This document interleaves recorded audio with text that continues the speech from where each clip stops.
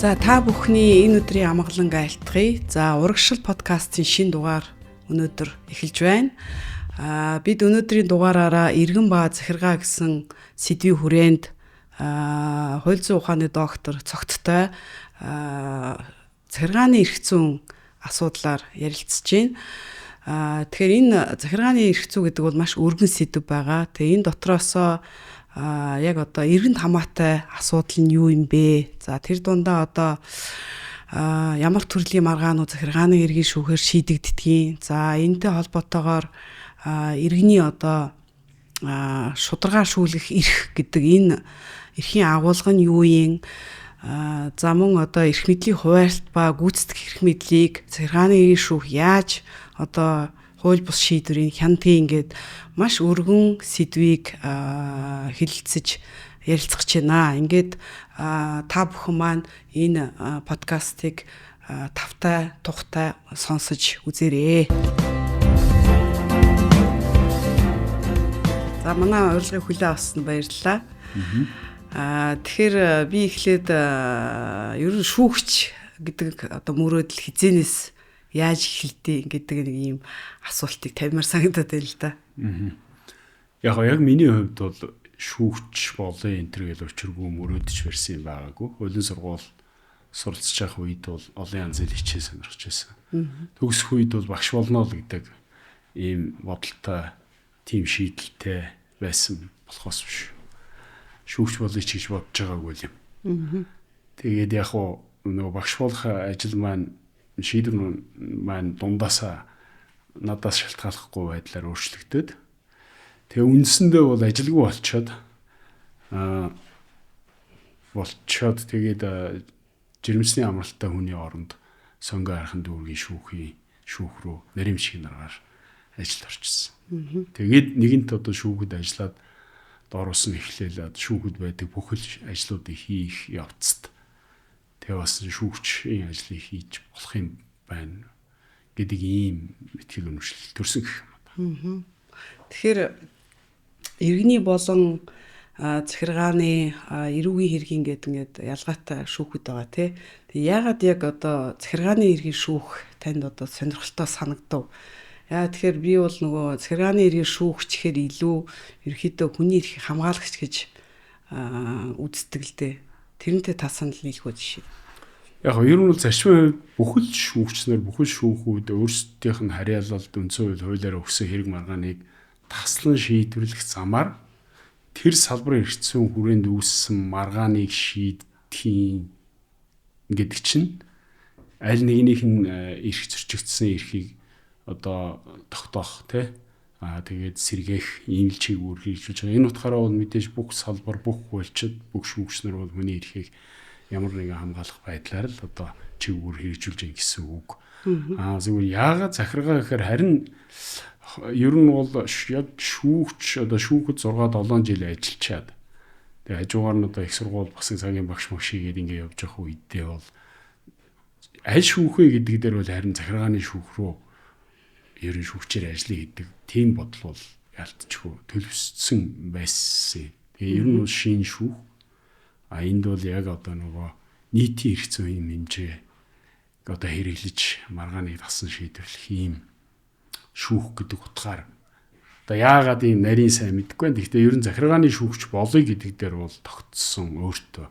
Ер нь бол эрүүгийн шүүгч бол гэдэг ийм одоо санал гэх юм уу, шаардлага гэх юм уу, хүсэлт гэх юм уу ийм зүйл бол яг намайг шүүгч болохгүй шалгалт өгч явах үед, бэлдэж явах үед бол ирдэг байсан. Тэгээд би бол бас нэг хэсэг прокурор болох төгссөн. Тэгээд ер нь бол эрүүгийн юмнаас жоохон зайлсхийсэн маягтай байсан. Яагаад юм мэдэхгүй учир нь гэвэл төгсөлтийн ажил маань бол ер нь эрүүгийн эрх зүй шүү дээ. Би чи эрүүгийн эрх зүйгээр бакалаврын юу хамгаалсан. Тэгээ манайд чи ер нь эрэгтэйчүүд нь илүү эрүүгийн шүүгч тал руугаа, эмэгтэйчүүд нь илүү иргэний шүүгч тал руугаа одоо болдог тийм зүй тогтолтой билээ шүү дээ, тий. Бас тийм тал байх шиг байна. Тэгээ захиргаа бол яг цоошин нэр тухайн үед бол гарч ирж исэн шин шүүх гэдэл одоо би хүртэл гарын агуулга босруулахаас ахуулаад бас оролцож исэн юм нөгөө юу байл л да. Тэгэхээр тэр үедээ бол их л цоош нь одоо дагнасан шүүх бий болж ин гэдэл харж исэн. Тий, энэний хажуугаар захиргааны шүүгч болно, эрүүгийн шүүгч болохгүй гэж яхад захиргааны шүүгч хамгийн их сахилгын хороонд дуудагдах шүүх болно. Наа чинь дандаа дарга нарын асуудлыг шийдэх учраас их одоо бас их төвөгтэй шүүх энэ төр гэдэг тийм болгоомжлууч бас ярьдаг л байсан. Тэгэхээр захиргааны маргаанд бол одоо нэг талдаа иргэн тийм ээ, нөгөө талдаа бол маш хүчрхэг одоо төр ээж идэг. Хүчрхэг гэдгийн цаана бол мэдээж одоо хүний нөөцийн хувьд, эрх мэдлийн хувьд те мөн одоо мэдээлэл гээд бүх талаараа одоо ил давуу байдалтай ийм одоо субъект ээж идэг. Тэгэхээр энэ хоёрын хоорондын энэ одоо юу гэдэг хүч тэнцвэргүй гэх юм уу да те. Ийм маргааныг одоо хараат бусаар шүүдэг газар нь бол захиргааны иргэн шүүх болох гэдэг л да. Тэгэхээр энэ захиргааны иргэн шүүх яг одоо бие дааж тийм ээ ийм хүч тэнцвэргүй маргааныг яаж хараат бусаар шийддэг юм бэ? Тий, яг хууль өөрөө энэ тэнцвэргүй талуудын одоо эхний тэр нөхцөл байдлыг бол мэдж байгаа тийм яг саяны таны хэлдэг шиг. Тийм учраас энийг тэнцвэржүүлэх тийм зохицуултыг хууль өөртөө агуулсан байдаг. Хууль өөрийг хэрэгжилж шийдвэр гаргах гэж байгаа захиргааны иргэн шүүгч нарт баримтлах, зарчим, дагаж мөрдөх, шалгах тэр хэм хэмжээнүүдийг тогтоох замаар энэ одоо балансыг барих. За энэ нь юугаар илэрдэг вэ? Тухайлбал тийм юугаар илэрдэг вэ гэхээр захиргааны иргэн шүүх одоо тэр нотлох үүргийг гүйцэтгэх, захиргааны иргэн шүүх одоо нотлох баримтыг цуглуулах. За тэгээ дээрэс нь яг иргэн захиргаа хоёрын харилцаан дээр бол захиргаанд тэр нотлох үүргүүдийг хүлээлгэх иргэнд биш. Тэ одоо жишээ нь иргэнд эрх ашигын хүнсэн шийдвэр гаргасан бол тэрийг мэдгдснээ баримтжуул. Хэрвээ мэдгдсэн мэдэгдээгүй талаар маргаан гараад шүүхтэр захиргаа тэр баримтжуулснаа гаргаж нотолж чадахгүй бол одоо мэдэгдээгүй гэж үзнэ гэдэг. Эсвэл хамгийн гол одоо нэг тэр тэнцвэржүүлэх арга зам бол нөгөө шийдвэр гаргахаасаа өмнө тэр шийдвэрийн улмаас эрх ашиг нь хөндөгдөж болцсохгүй те дарамтанд орж болцсохгүй эрх зүйн гэдэг юм уу. Тэр этгээдэд мэдэгдэв. Тэгээд дээрэс нь тэр хүний саналыг сонс гэдэг. Тэгэхээр танд нэг тал өөрөө шийдвэр гаргах бол амархан. Өөрт байгаа мэдээлэл дээр үндэслэл гаргана гэсэн. Гэтэл мэдэгдээд байгаагийн учир нь танд мэдэгдэхгүй. Гэхдээ нөгөө талд чинь байгаа гарах гэж байгаа шийдвэрт чи ач холбогдолтой байж болцсохгүй. Шийдвэрийг чи өөрчилж те. Эсвэл хэм хэмжээг нь өөрчилж болцсохгүй. Тэр мэдээллийг цуглуулад илүү одоо чанартай, илүү одоо бүрэн мэдээлэл дээр үндэслэн шийдвэр гаргаа. Ингэх юм бол одоо гарч байгаа шийдвэр чи өөрөө араасаа нэхэл дагал одоо юу гэдэг те тэмцэл багтай хүлээн зөвшөөрөгдөх чанар илүү ийм болно гэдэг үгнээс тэр мэдэгдэх сонсох гэдэг зарчим одоо оруулж ирсэн нь бол саяны тэнцвэрийг жүүлж байгааг одоо харуулж байгаа нэг. Хувь шүүгчийн хувьд жишээ нь одоо сая хэлсэн бас л одоо нэг талаасаа төр нөгөө талаасаа иргэн эсвэл аж ахуйн нэгж байж гин те маргаанд. Тэгээ шүүгч хүн одоо яг энэ нөхцөлд яаж одоо хараат бусаар шийдэх юм бэ? Тэр ер нь хараат шүүгчийг төр гэж ялах юм уу эсвэл иргэн гэж ялах тийм юм байдаг юм уу шүүгч? Байхгүй шүү дээ байх ёсгүй. Тий. Ер нь зарчмын хувьд бол хараат тусаар ажиллахын тулд шүүгчд бол нэг 2-3 зүйлийн шаардлага байгаа юм. Нэгдүгээр яг тэр шүүгч бол competent байх хэрэгтэй. Өөрөөр хэлбэл тэр хэрэг маргааныг шийдвэрлэх тийм эрх зүйн тий тухайн салбар эрх зүйг таньж мэдж хэрэглэж чаддаг ур чадвар мэдлэгтэй байх хэрэгтэй. За тэр бол гэхдээ ер нь бол сурж болдог бас одоо сайжирж болдог тий туршлага хоримтлуулж болдог зүйл. Дараагийн нэг гол чухал зүйл бол тал харахгүй байх хэрэгтэй. Шүүгч өөрөө шүү дээ. Тэр тал харахгүй байх чадварыг суух тэр шаардлагыг хангаж ажиллахын тулд бол одоо хувь хүнээс гадна улсын хууль өөрөө тийм нөхцөл байдлыг бүрдүүлэхийн төлөө зохицуулагдсан байна тий. Зөв хүнийг сонгон шалгаруулах, Ёс зүйн хувьд те чадвартай, төлөвшөлтэй одоо тийм амхай чимхий эсвэл одоо юу гэдгийг шуналтай шуналгүй ийм одоо шалгууруудыг юмс тодорхой хэмжээгээр шалгаж үнэ нэгдүгээр томилж авах. Хоёрдугаар томилгдсных нь хойно тэр шүүнслэжгээ хэрэгжүүлж байгаа бүхий л хугацаанд нь зохистой хэмжээнд бие авч явах тэр одоо саяны ярьж байгаа тал хардаггүй байх тэр чанаруудыг хадгалж өөртөө одоо суулгаж ингэж явж гин үгүй юу гэдгийг нь бол одоо сахилгын тэр зохицуултуудаар дамжуулж одоо бас бүрдүүлждэг. Тэ? Эцсийн бүлэгт бол хувь шүүгчийн бас хүний өөрийнх нь нэг юу байна л та. Мөн одоо чанар тэ. Тэгээд ер нь энэ ажлыг за би ер нь хийчих юм байна да гэдэг тийм бас нэг хийчихийн тулд гэдгийг би надад өөрт план байхсгүй шүү дээ. Миний одоо хэрэгжүүлэх ёстой план бол Монгол улсын хууль байхгүй. Тэгэхээр нийтийн албанд одоо тийм хувийн плантай ирээд ажиллаж болохгүй л гэсэн үг. Тэгэхээр тэр саяны яриагаа үргэлжлүүлэхэд одоо яг захиргааны иргэн шүүгчд тийм ээ.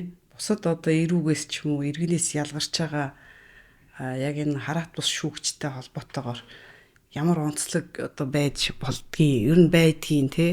Өөрө жишээ нь одоо сая бид нар ярьж штэ одоо нөгөө нэг талаасаа төргээд маш их эрх мэдэлтэй ийм институц байж гин. Тэгээд тэрийг одоо нөгөө иргэнтэй яг нэг төвшөнд авч үзэх хэмжээнд одоо шүүгч харж үзэх хэвээр өөрөөр хэлбэл ялгуулгүй хандах хэвээр тий. Тэгээд тэр үүднээс яг захиргааны иргэн шүүгчийг онцлог гэж энэ дээр юм байдгүй. Байж болох уу? Тий, ер нь бол нөгөө бид нар бас захиргааны иргэн шүүгч нь ажиллаж эхлээд 20 гаруй жил болчихлоо шүү дээ. Тэгээд 22 жил болж байна. Тэгээ энэ хугацаанд бол бас яг энэ захиргааны шүүхийг одоо тэр чадамжтай байдлын, бие даасан байдлын шалгасан гэх юм уу да ийм одоо үйл явдлууд бол бас болж исэн. Нилээн тийм одоо сорилтуудтай. Тийм сорилт. За тэр бол эцсийн бүлэгт тодорхой хэмжээгээр шүүгчнэр бол өөртөө ногдуулсан үүрэг хариуцлагыг тэр улс төрийн гэдэг юм уу янз бүрийн одоо хүсэл сонирхлоос ангид байдлаар шийдвэрлэж гэмээн урт хугацаанд бол тэр нь зөв байдгийн байна, болдгийн байна гэдгийг одоо тэр 2013 оны 12 сарын 18-нд болсон үйл явдлаас гэдэг юм уу те энэ хойно одоо 10 жилийн дараа нөхцөл байдлууд бол бас харагдаж байгаа. Тэр бол тухайд бол шүүхийн одоо хууль өөрчлөх нэрийн дор одоо захиргааны иргэн шүүхийн шүүгч нарыг ганцхан захиргааны ч биш. Ер нь бол гэхдээ олон захиргааны шүүгч нар нэрвэгдсэн. Тодорхой одоо өсөн зорилгод үйлчлээгүй байдаг юм уу те. Гин улмаас одоо шангаа хорцсон гэх юм да муугаар хэлвэл. Тэгэхдээ тэр бол эцэстээ бол шүүгч зөв байсан байна. Шүүх өөрөө зөв байсан байна гэдэг нь бол би бол харагдсан л гэж боддог. Өөрөөр хэлбэл албан тушаал олнуудын хүсэл зорилгод нийцүүлээгүй одоо шийдвэрээр үйл ажиллагаа гаргасныхаа төлөө одоо хүлээсэн л шан гэсэн үг шүү дээ. Одоо иймэрхүү шан жишээ нь өөр дахин давтагдсан уу? Ер нь шүүгчд одоо ямар нэгэн байдлаар гаргасан шийдвэрийн төлөө ямар нэгэн байдлаар одоо юу гэдгийг дарамт шахалт одоо түрүүний таны хэлдгээр одоо шан хүртэх ийм асуудал жишээ нь өөр байсан уу? Саний жишээнээс өөр. Миний мэдхээр одоо би манай хувь хүний хувьд ч тэр манай захиргааны шүүхийн хувьд ч тэрнээс хойш бол харьцангуй тийм юм гараагүй байна. Тэр бол одоо ерөнхийдөө яг нийтлэг олон шүүгч тохиолдсон учраас бас ил мэдэгдчихэж магадгүй юм тий. Ер нь ингээд хувь шүүгчд жишээ нь тиймэрхүү нөлөөлөл эсвэл одоо ямар нэгэн одоо юу гэдгийг дарамт шахалт байсан уу? Тэрийг бол одоо судалгаагаар л гаргаж ирэх байх тий.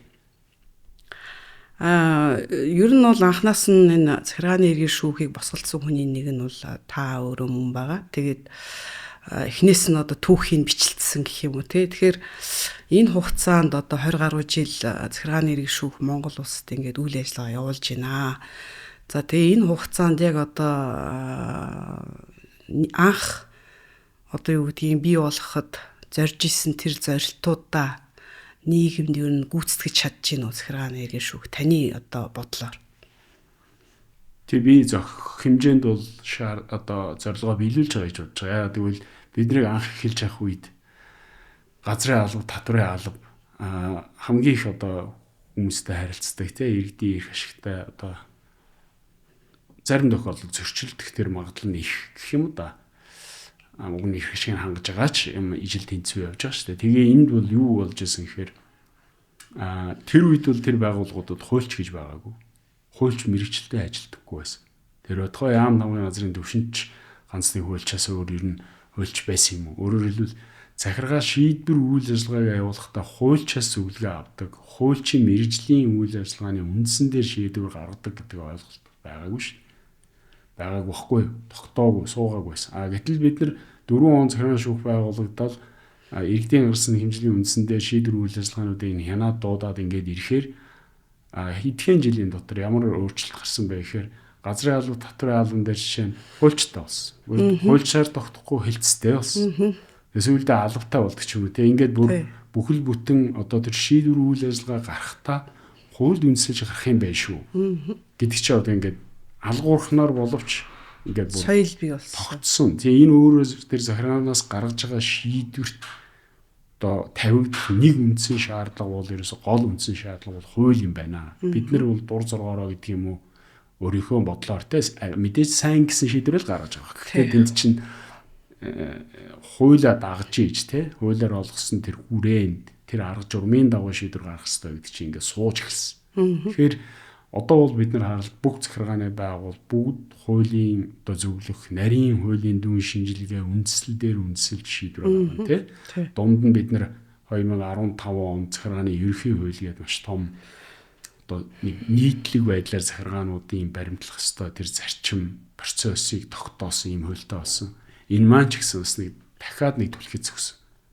Тэгээд одоо ингээ 25 он захиргааны ерөнхий хууль батлагдчих мөрдөж гиснээс хойш тэг батлагснаас хойш 10 мөрдөж эхлээ 9 жил болж байгаа. Тэгээд энэ хооронд харахад ч гэсэн эдгээр бас ингээ түлхцүүд өгөөл байгаа.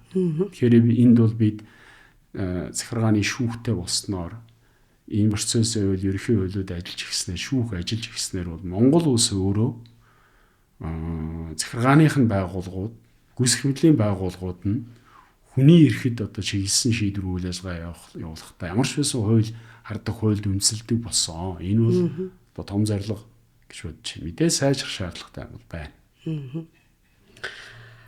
Би бас өөрийнхөө тэр үеийн яг туршлагыг санаж ил да одоо хууль зүйн дотоод хэргийн яамд багт анх нөгөө яг энэ захиргааны иргэн шүүх байгууллагатай холбоотойгоор тэгээд байгуулагдсныхаа дараа ингээл одоо манай яамнах их бас шүүхэд дуудагтаал тэгэл одоо яг энэ процесс бас явж исэн. Тэгээд яг хууль дээдлэх ёс гэдэг юм чи яг захиргааны иргэн шүүхтэр хамгийн тод гарч ирдэг. Тэ өөрөөр хэлбэл тэр захиргааны ямар ч шийдвэр хуулийн заавал үндэслэх ёстой. Хуулийнхын хүрээнээс юусаа хайж болохгүй тий.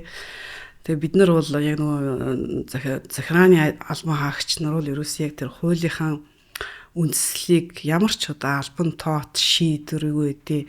Захиргааны одоо ямар нэгэн шийдвэр дээр заавал үндэслэх ёстой гэдэг ийм байдлаар л одоо практикийг тогтож эхэлсэн л дээ. Тэгэхээр энэ захиргааны иргэн шүүх бол ерөөсөө манад энэ захиргааг одоо хууль дээдлэх те энэ одоо үйл явцад үнэхээр их том хувь нэмэр оруулж чадсан байна. Ерөнхийдөө бид нар одоо захиргаа бол одоо ерөнхийдөө хуулийнхын хүрээнд л ажиллах хэрэгтэй те ерөөсөө гол хязгаарлаж байгаа. Эцээ одоо өөрөө харах юм бол их л эрх мэдэлтэй байгуулах шүү дээ те. Маш их эрх мэдэл, хүний нөөц, мөнгө, төсөв одоо юу гэдэг бүх юм байж байна. Гэхдээ энийг дур зоргаар ажиллахгүй гол юм бол мэдээж хууль болчиход байна шүү дээ тий. Тэгээд тэрний цаана захиргааны хэргийн шүүх өөрөө санаач гараа биш.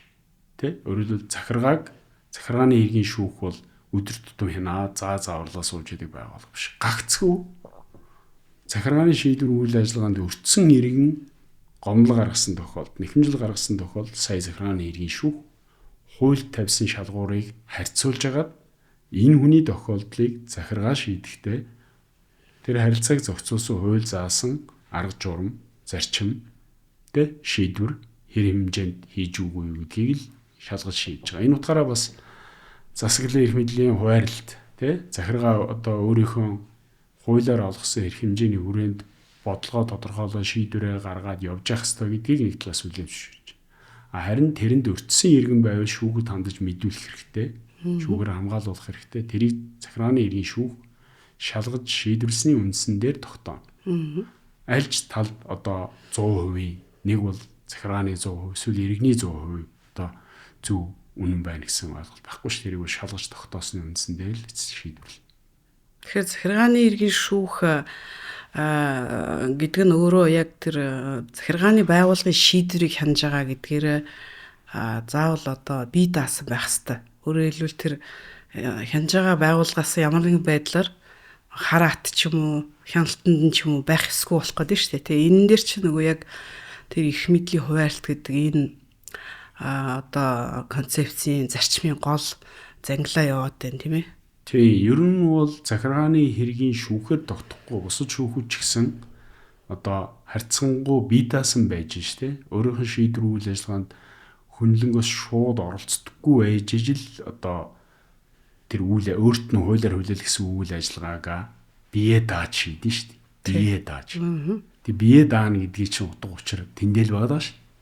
Тэрнээс хин нэгний одоо шийдвэр үйл ажиллагаа нөлөөтэй хинэгнээс айж ичих тэ эсвэл одоо өөрийнх нь ахих дэвших янз бүрийн зүйлд нь одоо нөлөөтэй байгаад л байвал шүүгч гэдэг чинь өөрөө ер нь хараатаар ажиллахад бол хүндрэлтэй нөхцөл байдал үүснэ. Яг нь мэдээж тогтолцооны ийм хүндрэлтэй үе биднэрт байсан шүү дээ. Жишээ нь 12 13 оноос эхлээл одоо шүүхийн ерхий зөвлөгдөг байгууллагын эрх зүйн байдал бол нэнд орцсон. Тэ энэ үед бол хэдий тогтолцооны хувьд ингээд ийм хүнд байдал байсан ч гэсэн олон шүүгчнэр бол харах тусаар өөртөө шүүгчийн хувьд бол чиг үүргээ хэрэгжүүлэл явж л байсан.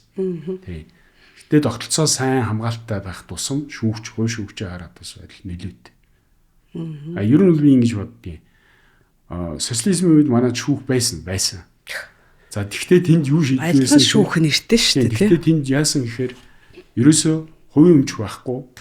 Ямар ч эдийн засгийн харилцаа жилээс хэсэг байхгүй учраас эдийн засгийн одоо харилцааг шийдэх шүүх оролцоогүй байсан. Ямар ч оролцоо байхгүй. Захиргааны тухай ойлголт бол бүр байхгүй тий. Төр иргэн хоёр нэг гэж ойлгодог байсан шүү дээ. Тийм учраас төр иргэн хоёр хоорондоо марах тухай ойлголт байхгүй. Тийм учраас захиргааг шүүхдэг тухай ойлголт байхгүй. Энэ дээр шүүхийн үүрэг ач холбогдол гэж байгаа.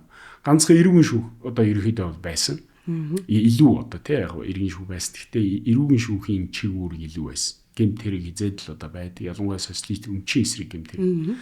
Тэр утгаараа одоо хүмүүс бол нөгөө би шүүхийн хаалга татаж үзээгүй гэдгээрээ бахархдаг. Яагаад гэвэл шүүхийн хаалгыг дандаа л буруутаал хүн татдаг. Тэрнээс хүн ихээ хамгаалуулах гэж шүүхийн хаалга татдаггүй.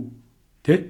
Тийм байсан. Харин 92 он, за 92 онд үндсэн хуулийн захирааны иргэн шүүх гэх мэтлэн байж болно гэж заагаа. Тэрнээс хойш 10 15 жилийн дараа бид нэр захирааны шүүх бодит байдлаар ажиллаад эхэлсэн энэ цаг үеэс эхлээд би хувьдаа юу шаарддаг вөхөр одоо бол сая яг одоо засаглалын эрх мэдлийн хувьд тэнцвэртэй 3 хаасан гэж ярьдаг шүү дээ. Тэгвэл шүүх одоо яг энд нөгөө хоёр эрх мэдэлтэйгээ ер нь одоо тэр хүний эрхийнхээ өнцгөөс болыг тэнцэж эхэлсэн. Тэрнээс өмнө бол хэцүү байл. Яагаад гэвэл бид засгийн үйл ажиллагаа гэдэг юм эсвэл захиргааны шийдвэр үйл ажиллагааг үндсэн хууль заасан тэр чиг үүргийнхээ хүрээнд хянах чадвар байхгүй шүү. Яагаад гэвэл компетенс гэж юм байхгүй. Харьяал нь байхгүй. Захиргааны шүүх байхгүй. Эсвэл дөнгөж 2004 онд ажиллаж эхлэхдээ зөвхөн жагсаалтаар хідэн байгууллагууд тий энэ байгууллагуудын шийдвэр үйл ажиллагааг та нар авч хэлсэн шүү. Тэгээ засгийн газар мазраа буцаага татчихдаг гэдээс хасаад байдаг. Сонгуулийн хороомор шүү. Тэгэхээр нөгөө дахиад хязгаарлагдмал байгаад байсан. Яг үгүй энэ бол одоо 20 хэдэн жилийн хугацаанд бид нар бас нэлээд одоо юм үзэж байна. Тэгээ бас зас сайжруулж байгаа шинүүд байна. Тэгэхээр яг саяны жишээн дээр л одоо харагдчихээн л да таны дурдсан. Өөрөөр хэлбэл хоёр нийгмийг бид нэг харьцуулж үзэж байна те. Өөрийнх нь одоо манай Монгол улсын туулж өнгөрүүлсэн зам нь нэгдүгээрт нь социалист нийгэм гэ те. 92 оноос хойш бид нар шинэ үндсэн хуультай арчилсан нийгэм болсон. За арчилсан нийгэмд бол яг ингээд одоо үндсэн хуулийнхаа дагуу эрх мэдлийн хуваарлт гээд те. Энийхэн дагуу бол ерөөсөө нэг газар ерөөсөө эрх мэдэл одоо төвлөрөхгүй нам юм уу эсвэл одоо төр гэдгийн цаана те. Энийг бол ерөөсөө яг ингэж 3 одоо хуваагаад гүйцэтгэх одоо шүүх хууль тогтоох. За энэ гурав бол харилцан одоо тэнцвэртэйгээр үйл ажиллагаагаа явуулна. Дээрэс нь бие бинийгээ бас одоо хянаж тэнцвэртэй байдлаар ингэж одоо үйл ажиллагаа явж ийж төрийн институцийг нь арчилсан гэдэг зарчмаа хамгаалах нэ. Хэрвээ одоо нэг газар бүх одоо эрх мэдэл төвлөрсөн байх юм л яг социалист нийгэм шиг те. Энд бол одоо хүний эрхийн талаар бол ярих боломжгүй, арчилсан засаглалын талаар бол ярих боломжгүй. Ийм одоо маш том өөрчлөлтүүдийг бид нэр хийж чадсан байна. Богино хугацаанд харьцангуй тий нийгмийн одоо энэ өөрчлөлт чинь. Тий. Гэхдээ одоо нөгөө нэг ийм Германы одоо том үндсэн хуулийн захиргааны эрх зүйн эрдэмтний үг байгаа. Үндсэн хууль бол өөрчлөгддөг юм аа гэж. Гэхдээ захиргааны эрх зүй үлддэг юм шүү гэж. Тэрийг яагаад гэж бодож байна? Тэр одоо тэр нөгөө Constitution changes тий administrative law endures гэдэг ч юм уу. Тэр бол яг бодтой. Яг тэгвэл үндсэн хуулийн тэр жишээ авъя л да одоо. Шүүх хараат ус бие даасан байх хэвээр. Шүүхийн бие даасан хараат ус байдалд тэр энэ ингээд халдаж болохгүй гэдэг ингээд хоригдсон зөвцөлт. Тэгээд зэрэгцүүлээ шүүхийн одоо бие даасан хараат ус байдлыг хангас зорилгоо шүүхийн ерхий зөвлө ажиллана. Өөрөөр хэлбэл тэр байгууллагын ерөөсөө үндсэн хуулиар байгуулсан гол мөн чанар нь шүүхийн хараат шүүгчийн бие даасан байдлыг шүүхийн бие даасан байдлыг хангах хэрэгтэй. Энэний төлөө байгаа байхгүй. Гэхдээ үндсэн хуулийг заасан боловч бусад хуулиудад яаж гэдгийг ерөөсөө зааж өгөв. 20 30 жил болоход шүүхийн ерхий зөвлөл төр хараат тус байдал бие даасан байдлыг яаж хангах юм те тохиол үүссэн тохиол яаж хамгаалах юм гэдгийг зааж өгөв.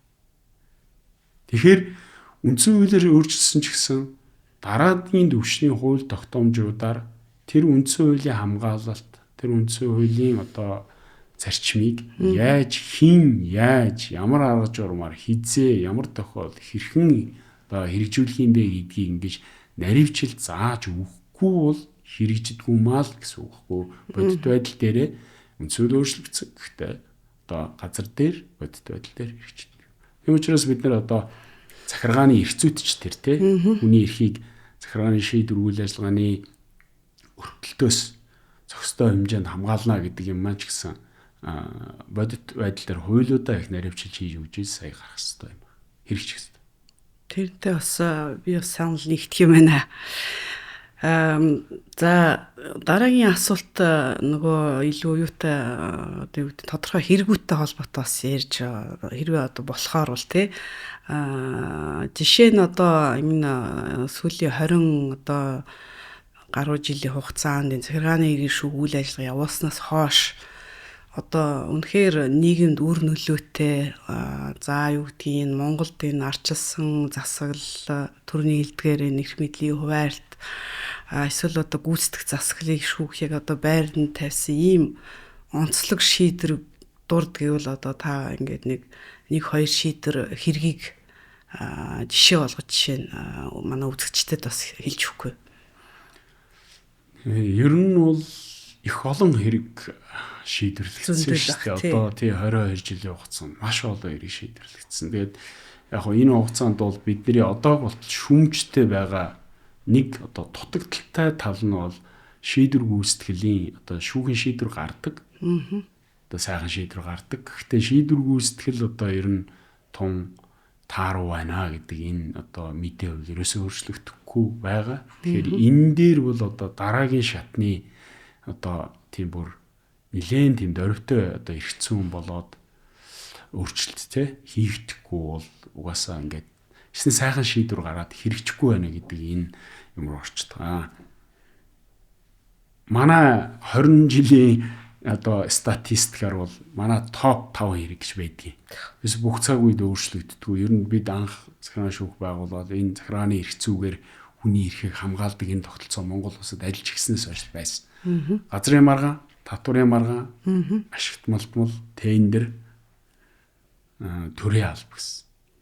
Тэгээ энэ тав ингээл нэг байраа өөрчлөл, нэг сүртэй өөрчлөгдөхгүй. Тэгэхээр ер нь бол энэ таван хэрэг маргаан л одоо бүх цаг үеийн одоо тийм хамгийн их шийдэгддэг хамгийн. За эндээс бид нар юу харж байгааг вэ? Энэ одоо харилцаануудад л одоо зөрчил дутагдал байна гэдэг тэр тохиог биднэрт өгөөд нь шүү дээ. Өөрөөр хэлбэл газар дээр хамгийн их асуудал байна. Тэгээ татвар дээр хамгийн их одоо асуудал байна. Тэр нь бол яг нөгөө тэр байгуулга гэдгээрээ биш.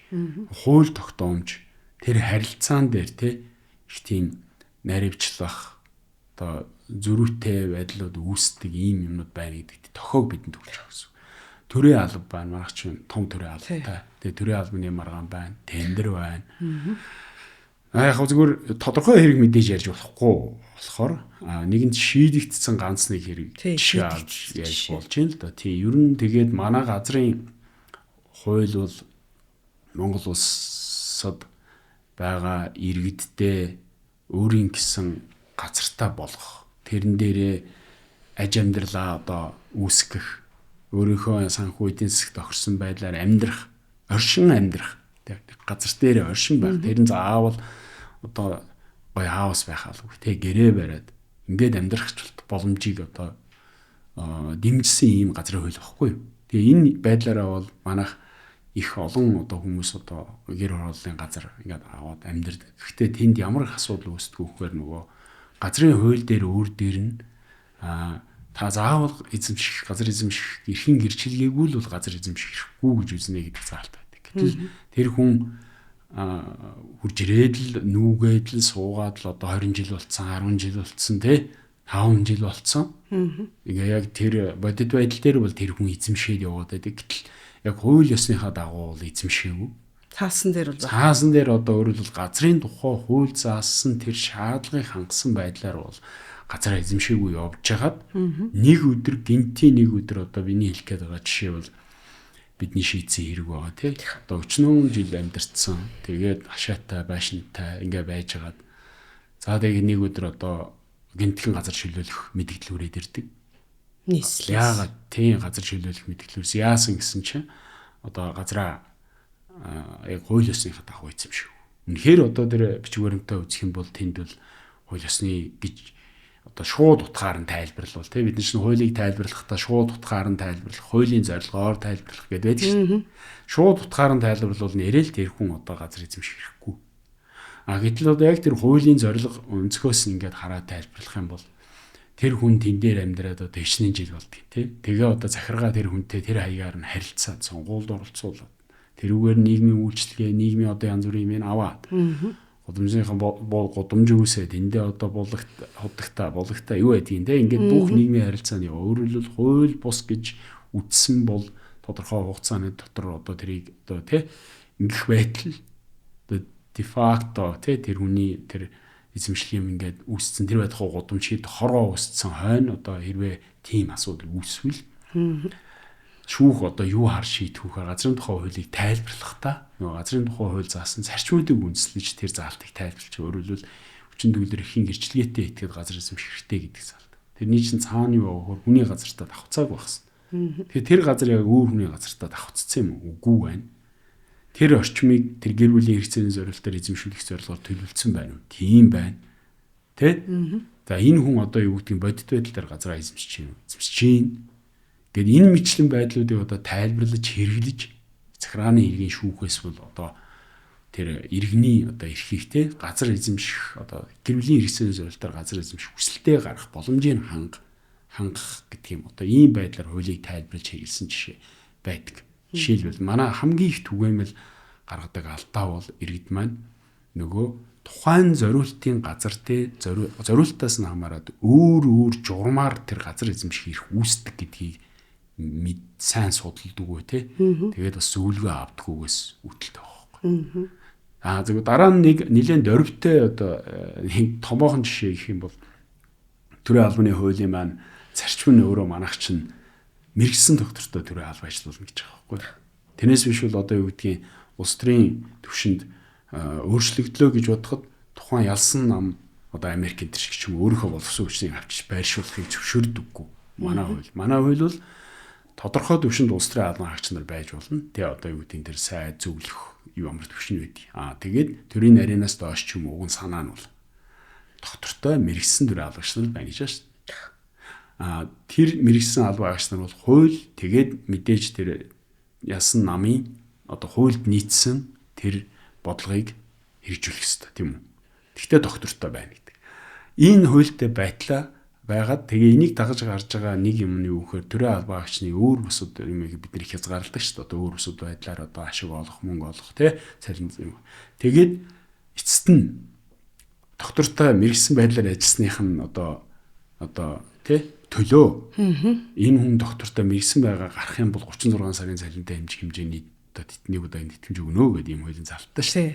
Тэгээд тэрэнд чинь олон одоо жишээ бид нар бас ороод тэрэнд чинь одоо бас урамшиж гэдэг юм. Тэ? Ингээд доктортой мэрэгсэн ингээд ажиллаж байгаа шүү дээ. Гэтэл энэ хууль маань хуулийг одоо дагаж энэ хуулийн энэ заалтыг тодорхой болгож гаргах журам гэдэг засгийн газар төрийн албаны зөвлөлийн саналыг үндэслээд засгийн газар энэ журмыг гаргана гэд хим хэмжээ тогтоосон акт гарах эрх хуулиар олгож байгаа байхгүй. Тэгээ энэний дагуу гарсан хим хэмжээ тогтоосон акт нь яг саяны ярьдаг тэр мэрэгсэн доктортой албан хаагчийг одоо дэмжих зорилгоос нь эсэргээрээ сүүлийн 3 жил тасаалтгүй ажилласан нийтдээ 5 жил ажилласан ч илүү ийм хүнд одоо үнэтэй ийм хууль гараад тэгээд одоо 20 30 жил ажилласан хүн ямар нэгэн байдлаар тэ эсвэл одоо үнэлэхгүй хаалгаддаг ч юм уу ямар нэгэн байдлаар сүүлийн 3 жилийн ч юм уу одоо ингээд одоо ажиллаагүй таардаг ч юм уу тасалддаг ийм тохиолдолд нөгөө хүн маань тэтгэмжээ авч чадахгүй боллоо гэдэг юм маргаан үсээд энэ маргааныг захиргааны иргэн шүүх шийдэхдээ бол хим хэмжээ тогтоосон акт чи өөрөө хуулийнхаа зорилготой нийцээгүй байна. Зарим заалт нь тий. Чин хуулийн зорилго мэрэгсэн доктортой хүнийг дэмжих болохоос биш тий. Ийм биш байна гэд ингээд тэгээд энийг одоо хуулийнхаа зорилгод нийцүүлж дахиж одоо шийдвэрлээ гэд ингээд тэр захиргааны хим хэмжээний актыг зарим хэсгийг нь бол ингээд шийдчихсэн. Энэ саяны хоёр жишээнээс л зөвхөн харахад тий шүүх одоо захиргааны иргэн шүүх яг иргэн хүний одоо асуудалд ямар бодиттой одоо асуудлыг шийдэж өгч чаддсан бэ гэдэг ийм маш тодорхой жишээнүүдийг гаргаж ирж байна л да тий. Тэгэхээр одоо нэг талаасаа тэр журмаар зохицуулж байгаа асуудал нь өөрөө хуультай нийцээг байна гэдгийг шүүх тогтоож өгч байна. За ингэснээрээ нөгөө авах ёстой байсан одоо тэтгэмжээ тэр хүн авах боломжтой болох тэр зам нь нэгдэж ин гэдэг юм уу те.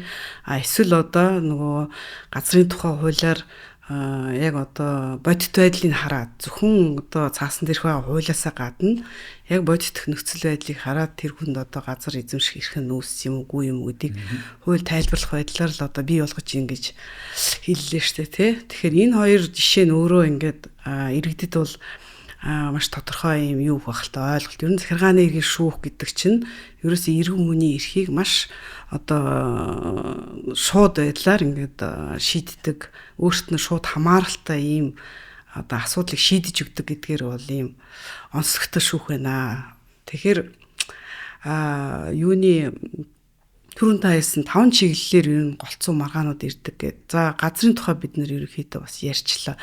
За ер нь одоо иргэдэд жишээ нь яг энэ газартай холбоотойгоор ямар одоо юу хуулийг ер нь яаж мэдэж ашиглах ёстой иргэдтэй.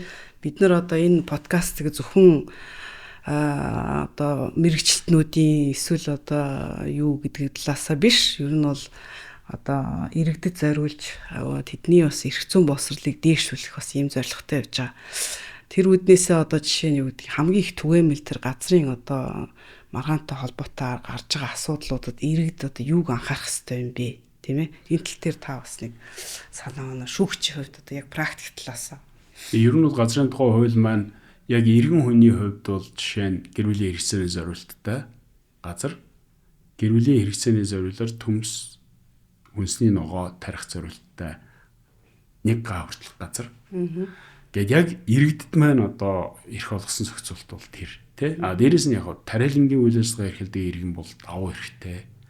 Нөгөө манай малчид маань бол үлжээ хавржааны газрынхаа хувьд бол бас одоо тэр багийн иргэдийн нийтийн хурлын одоо шийдвэрийн үндсэн дээр тухайн сумын засаг дарга шийдвэр гаргадаг. Бас давуу эрхтэй. Хэмжил яг энэ өөрийнхөө одоо тэр ажил амьдралд тохирсон. Тэгээд тэр аж ахуйгаа эрхлэх юм эсвэл гэр бүлийн хэрэгцээний зорилтоор одоо газар авах гэж байгаа бол яг тэр төрлийн газрыг эзэмших эрх үүсгэхэд ямар шаардлагууд тавигддаг юм бэ? Тэднийг онцолж одоо судалж идэм хүн амтнаас өвлөө авч авах хэрэгтэй байгаа юм. Тэгээд дээрэс нь түгээмэл гардаг нэг алдаа бол юу гэдэг вэхээр захиргаатай ер нь бол зарчим бичгээр харилцаж байгаа хэрэгтэй. За. Ер нь л. Манайх ч одоо утсаар ярьчлаа гээл. Одоо ерөөсөө гол юм бол юу гэхээр та ингээд эхлээд төрүүлээ. Одоо шинэ гэр бүлийн хэрэгслийн зорилттой газар дээр чи одоо ингээд Улаанбаатар хотод тэлж जैन тий. Тэлж байгаа орчмууд дээр хэрвээ тэр орчмыг гэр бүлийн хэрэгслийн зорилтоор эзэмшүүлнэ гэдээ одоо төлөвлөгөөл тусцсан байх юм бол та тэнд одоо хүн төрүүлээд хүнд эзэмших хэрэг үүсээгүй бол өсөлтөө өгж болно шүү дээ. Тэ? Тэрийг бол хаанаас арах вэ гэхээр иргэдийн тухайн одоо сумынхаа дүүргийнхээ аймгийнхаа нийслэлийнхээ тухайн жилийн газар зохион байгуулалтын төлөвлөгөө гэдэг юмыг харж байна. Ерөөсөө газрын эрхцүүд, газрын хуулиар бол ерөөсөө хамгийн гол зүйл бол төлөвлөгөө. Тэрэн дотроо тухайн жилийн газар зохион байгуулалтын төлөвлөгөө. Тэгээ 2027 онд газар зохион байгуулалтын төлөвлөгөө манаас өмнө манай дүүрэгт, манай аймаг нийслэлд хаана ямар зорилтоор газрыг шинээр эзэмшүүлж болохоор төлөвлөсөн юм бэ гэдгийг та мэдэх хэрэгтэй. Мэдэх эрхийнхээ хүрээд. Тэ? Мэдэх хэрэгтэй. Тий, мэдэх хэрэгтэй. Асуух хэрэгтэй. Тэр бэлэн байх хэрэгтэй. Батлагдсан даруйда тэр газрууд нь хэмжээнүүд нь ингээд тэр нийтлэгдэж байгаа. Тэрийгэ үзээд за энэ би одоо тий одоо гэр бүлийн хэрэгцээний зорилтоор эсвэл одоо газар одоо юуны зорилтоор хүнс ногооны зорилтоор газар эзэмшээ гэж байгаа бол өөрөө хүсэлтээ өгнө. Тэгээ хүсэлтээ өгөхдөө хамгийн гол шаардлага бол нөгөө түр ярьлаа шүү дээ. Тэгж төлөвлөгдсөн. Дээрээс нь өөр бусдын газар эзэмших хэрэгтэй давхцааг байх хэрэгтэй. Гээд ганц гардаг асуудал юу гэхээр төрүүлж хүсэлтээ өгсөн гэдэг чинь нотлогдох хэрэгтэй. Тэгэхээр одоо би зөндөл одоо нотлогдоогүй юунууд сонсдог шүү дээ. Төрийн албан агч нар одоо мэдээлэл, ойр, дотоод мэдээлэл ашигладаг нэ тэргээл тий. Тэгээд ерөн зүгээр тэр өөрийнхөө эрхийг хангах гол юм чинь бичгээр хүсэлтээ гаргах. Тэгээд бичгээр хүсэлтийг чи яаж шийдвэрлэсний тухайн цаг үед нь та тэр миний бичгийг хүлээж авсан гэдэг баримтыг ямар байдлаар өгдөг. Тэр ийм Монголиогоор өгдөг юм уу? Бод цаасаар тэрийг авах хэрэгтэй. Эн чин дараа нь таны одоо газар эзэмших эрх хүсэлтээ төрүүлж гаргасан гэдгийг чинь нотлох гол чухал зүйл байдаг байхгүй. Тэгэхээр зүгээр ганцхан жишээ шүү дээ. Ганцхан зөвлөгөө бол ерөөсөө л тэр. Ядаж бичгээр харилцах. Ер нь бол хамгийн ихний суурь харилцаа бол бичгээр харилцаа. Имэйл болно л доо. Болно. Имэйл чинь тооцогдож байгаа шүү дээ. Яг одоо ягаад гэвэл төрийн байгууллагууд өөрсдөө ийм имэйл хаягаар юм хүлээж авна гэдэг юмнуудаа гаргацсан. Ялангуяа тэр тохиолдолд яг тэр албан ёсны хаягийн имэйлээр харьцаж болно. Тэгээд нэгдүгээр тэр, хоёрдугаар одоо төрүүлж гаргасан бол ямар нэгэн байдлаар тэрийг нотолсон, огноо нь бичигдсэн тэр юмнуудаа захиргаанаас шаардаж авч ингэж явах хэрэгтэй. За газартай холбоотой дахин төлөвлөлттэй холбоотойгоор бас ер нь хүмүүсээс их маргаа ирдэг гэж би сонссон. Зүгээр энэ дээр бас жишээ нь ямар одоо иргэдэд анхааруулах ч юм уу эсвэл одоо юу гэдгийг мэдүүл зохих одоо хуулийн боломж гаргалгаа одоо юу гэдгийг зохицуултууд байд. Яг уу би нөгөө яг одоо гаргалгаа гэхээсээ илүүгээр тийм болгоомжлуус тийм одоо яг болгоомжлуулсан гэх юм уу тийм л одоо зүйл хийж болж байгаа. Тэр нь юу вэ гэхээр ер нь бол захиргааны хэрэг дээр хууль зүйн зөвлөгөө авах нь зөв. Ялангуяа ийм одоо газар зохион байгуулалт энэ төр бол нэлээд төвөгтэй тий. Ягаад гэвэл урьдчилаад энэ чинь гурван талд гэрээ хийгдсэн. Ингээд өчнөө юм явцсан байгаа учраас тэн дээр бол зөвлөгөө авах нь чухал. Тэгээд хуульчт маань тэр таны үйлчлүүлэгчийн эрх захиргааны шүүгүүд одоо хандж байгаа шүү дээ мэдээж хандж. Тэгэхдээ хамгийн гол нь тэр ямар шаардлагууд гаргавал энэ хүний эрх яг бүрэн хангагдах юм бэ гэдгийг л их сайн бүрэн дүүрэн одоо гаргамаар юм шиг надад санагддаг. Тэгэхгүй бол нөгөө за одоо зөвхөн тэр одоо хуулиус сахимжийн хүчингүй болгоул гээл тэгдэг. Тэгээ нөгөө хүн чинь энэ их одоо 5 10 жил одоо нөгөө юм нь хэрэгжээгүй. Тэгээ түрээсийн байранд явдаг. Түрээсийн нөгөө компани төлж өгөө байцсан. Тэ? Гэхдээ одоо ингэ нөгөө газар шилжүүлээд өгсөн байдаг. Гурван талдаа гэрээ хийгээд тэгээ нөгөө байр нь одоо жилийн дотор ч юм уу 2 жилийн дотор орно гэсэн чинь ороогүй 5 10 жил болсон хэрэгүүд биш. Тэгэхээр чинь энэ хооронд чинь одоо зөвхөн тэр шийдвэрийг цуслаад шинэ компани орж болно тий. Гэтэл энэ хүмүүс чинь тэр хооронд хугацаанд одоо юу одоо ямар амьдэрч хаанаа амьдэрч явсан юм. Тэр хэрвээ одоо тэр хүмүүс ч бүгд одоо бас их хохирцсон юм шиг байгаад байгаа шүү одоо. Тэгэхээр бид нэг ингээ заримдаа хэрэг маргаан шийдэх үед тэр хохирлыг нь одоо бүрэн тодорхойлсон байдлаар хуульч маань өөрөө тэр хүний яриаг те яриа одоо тэр хүслийг хууль зүйн арга хэлбэрт оруулж нэхэмжлийнхэн шаардлагыг нь бүрэн дүүрэн тодорхойлж тэгжээ сая энэ асуудал бүрэн шийдэгдэнэ. Тэгэхгүй бол одоо бас ч ингээ харж байхад бол тэнд нэг тийм доголдол бас дутуу юмуд гараад. Нэг бол одоо эхлээд нэг юм шийдүүлчээ дараа нь дахиад шүүхийн процесс явуугаад ингэхээр нөгөө нэг мөр шийдэгдчих болох юм дээр те 2 3 одоо 2 өөр 3 газраар хандах явах гэдэг ингээд нэг тийм төвхтэй байдал үүсээд байгаа учраас л захиргааны эрс өөр мэрэгсэн одоо хуульчдын зөвлөгөө оролцсон энэ дээр бол их чухал байна. Пен чи өөрөө их өргөн салбар шүү дээ. Захиргаа гэдэг чи өөрөө бүх салбар ерөнхийдөө хамаарч идэг нийт эрх зүй те. Тэгэхээр одоо юу гэдгийг яг захиргааны эрх зүйгээр мэрэгсэн гэд эсвэл яг тухайн эрх зүйгээр мэрэгсэн гэдэг газрын эрх зүйгэрч гэдэг юм уу тэр нь илүү бас оновчтой байх талтай байдаг бах та. Тэгээ яа гэм бол ер нь бол яг гоо захиргааны эрх зүй өргөн тийм учраас яг бүгдийг мэддэг хүн гэхэд бол бас хэцүү шүү дээ. Тодорхой хэмжээгээр газраар татвараар тий одоо байгаль орчин ашигт малтмал төрийн аалб гээд дагнаад тэрийгээ өөрсдөө бас өөрийгөө тодорхойлоод тэр өмгөөлөгчдийнхээ юм мөн дээр тодорхойлоод явдаг хүмүүс ч л байдаг юм билээ л дээ. Хуулийн фирмүүд ч гэсэн байдаг. Тэгэхээр хүмүүс маань тэрийгээ зөвл одоо сонгох хэрэгтэй байна.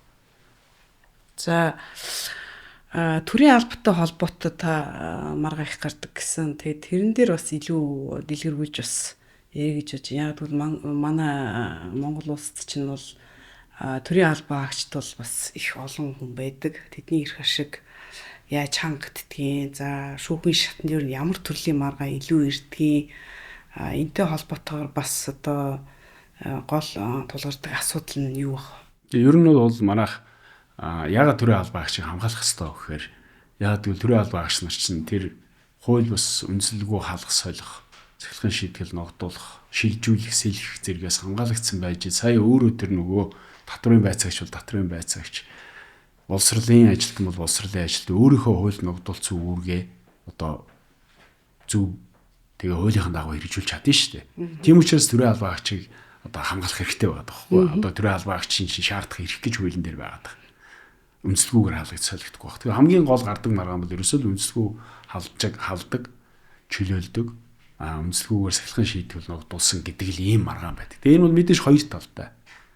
Дандаа одоо үндэслэгүү халаад байдаг гэж байхгүй ш. Дандаа үндэслэгүү сахилгын шийтгэл ногдуулаад байдаг гэж байхгүй. Энийг түрүүний ярьдгаас захиргааны иргэн шүүх нотлох үүргийнхээ хүрээнд тэр бүх одоо болсон нөхцөл байдлыг нотлох баримтаар бүрдүүлэх замаар холбогдох хуулийн зохицуултыг тайлбарлаж шийддэг. За ер нь бол улс төрийн одоо тэр сонгуул явсны дараа нэг цикл байдаг шүү дээ 4 жилээр ч юм уу.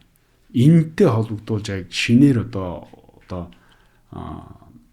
улсын сонгуул явсны дараа тий бол үнэхээр төрийн албаны маргаан бол одоо маш их нэмэгддэг. Энэ бол одоо нуух чирэггүй нөгөө даравч талдаа нь боловч болтаа нэг шиг ил тодорхой маш тодорхой.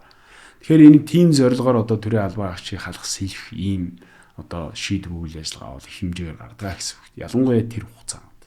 Тэгээ энэтэй холбогдуулж шүүх бол тэрийг нөгөө төрийн албан мэрэгсэн доктортой байх хэрэгтэй гэдэг тэр зарчмын үндсэн дээр төрийн албан агчийг халс сэлэх гэж байгаа бол ялангуяа төрийн жинхэнэ албан агч гэж ярьдаг ч манайх те хуулиараа тэгээ тодорхойлцсон.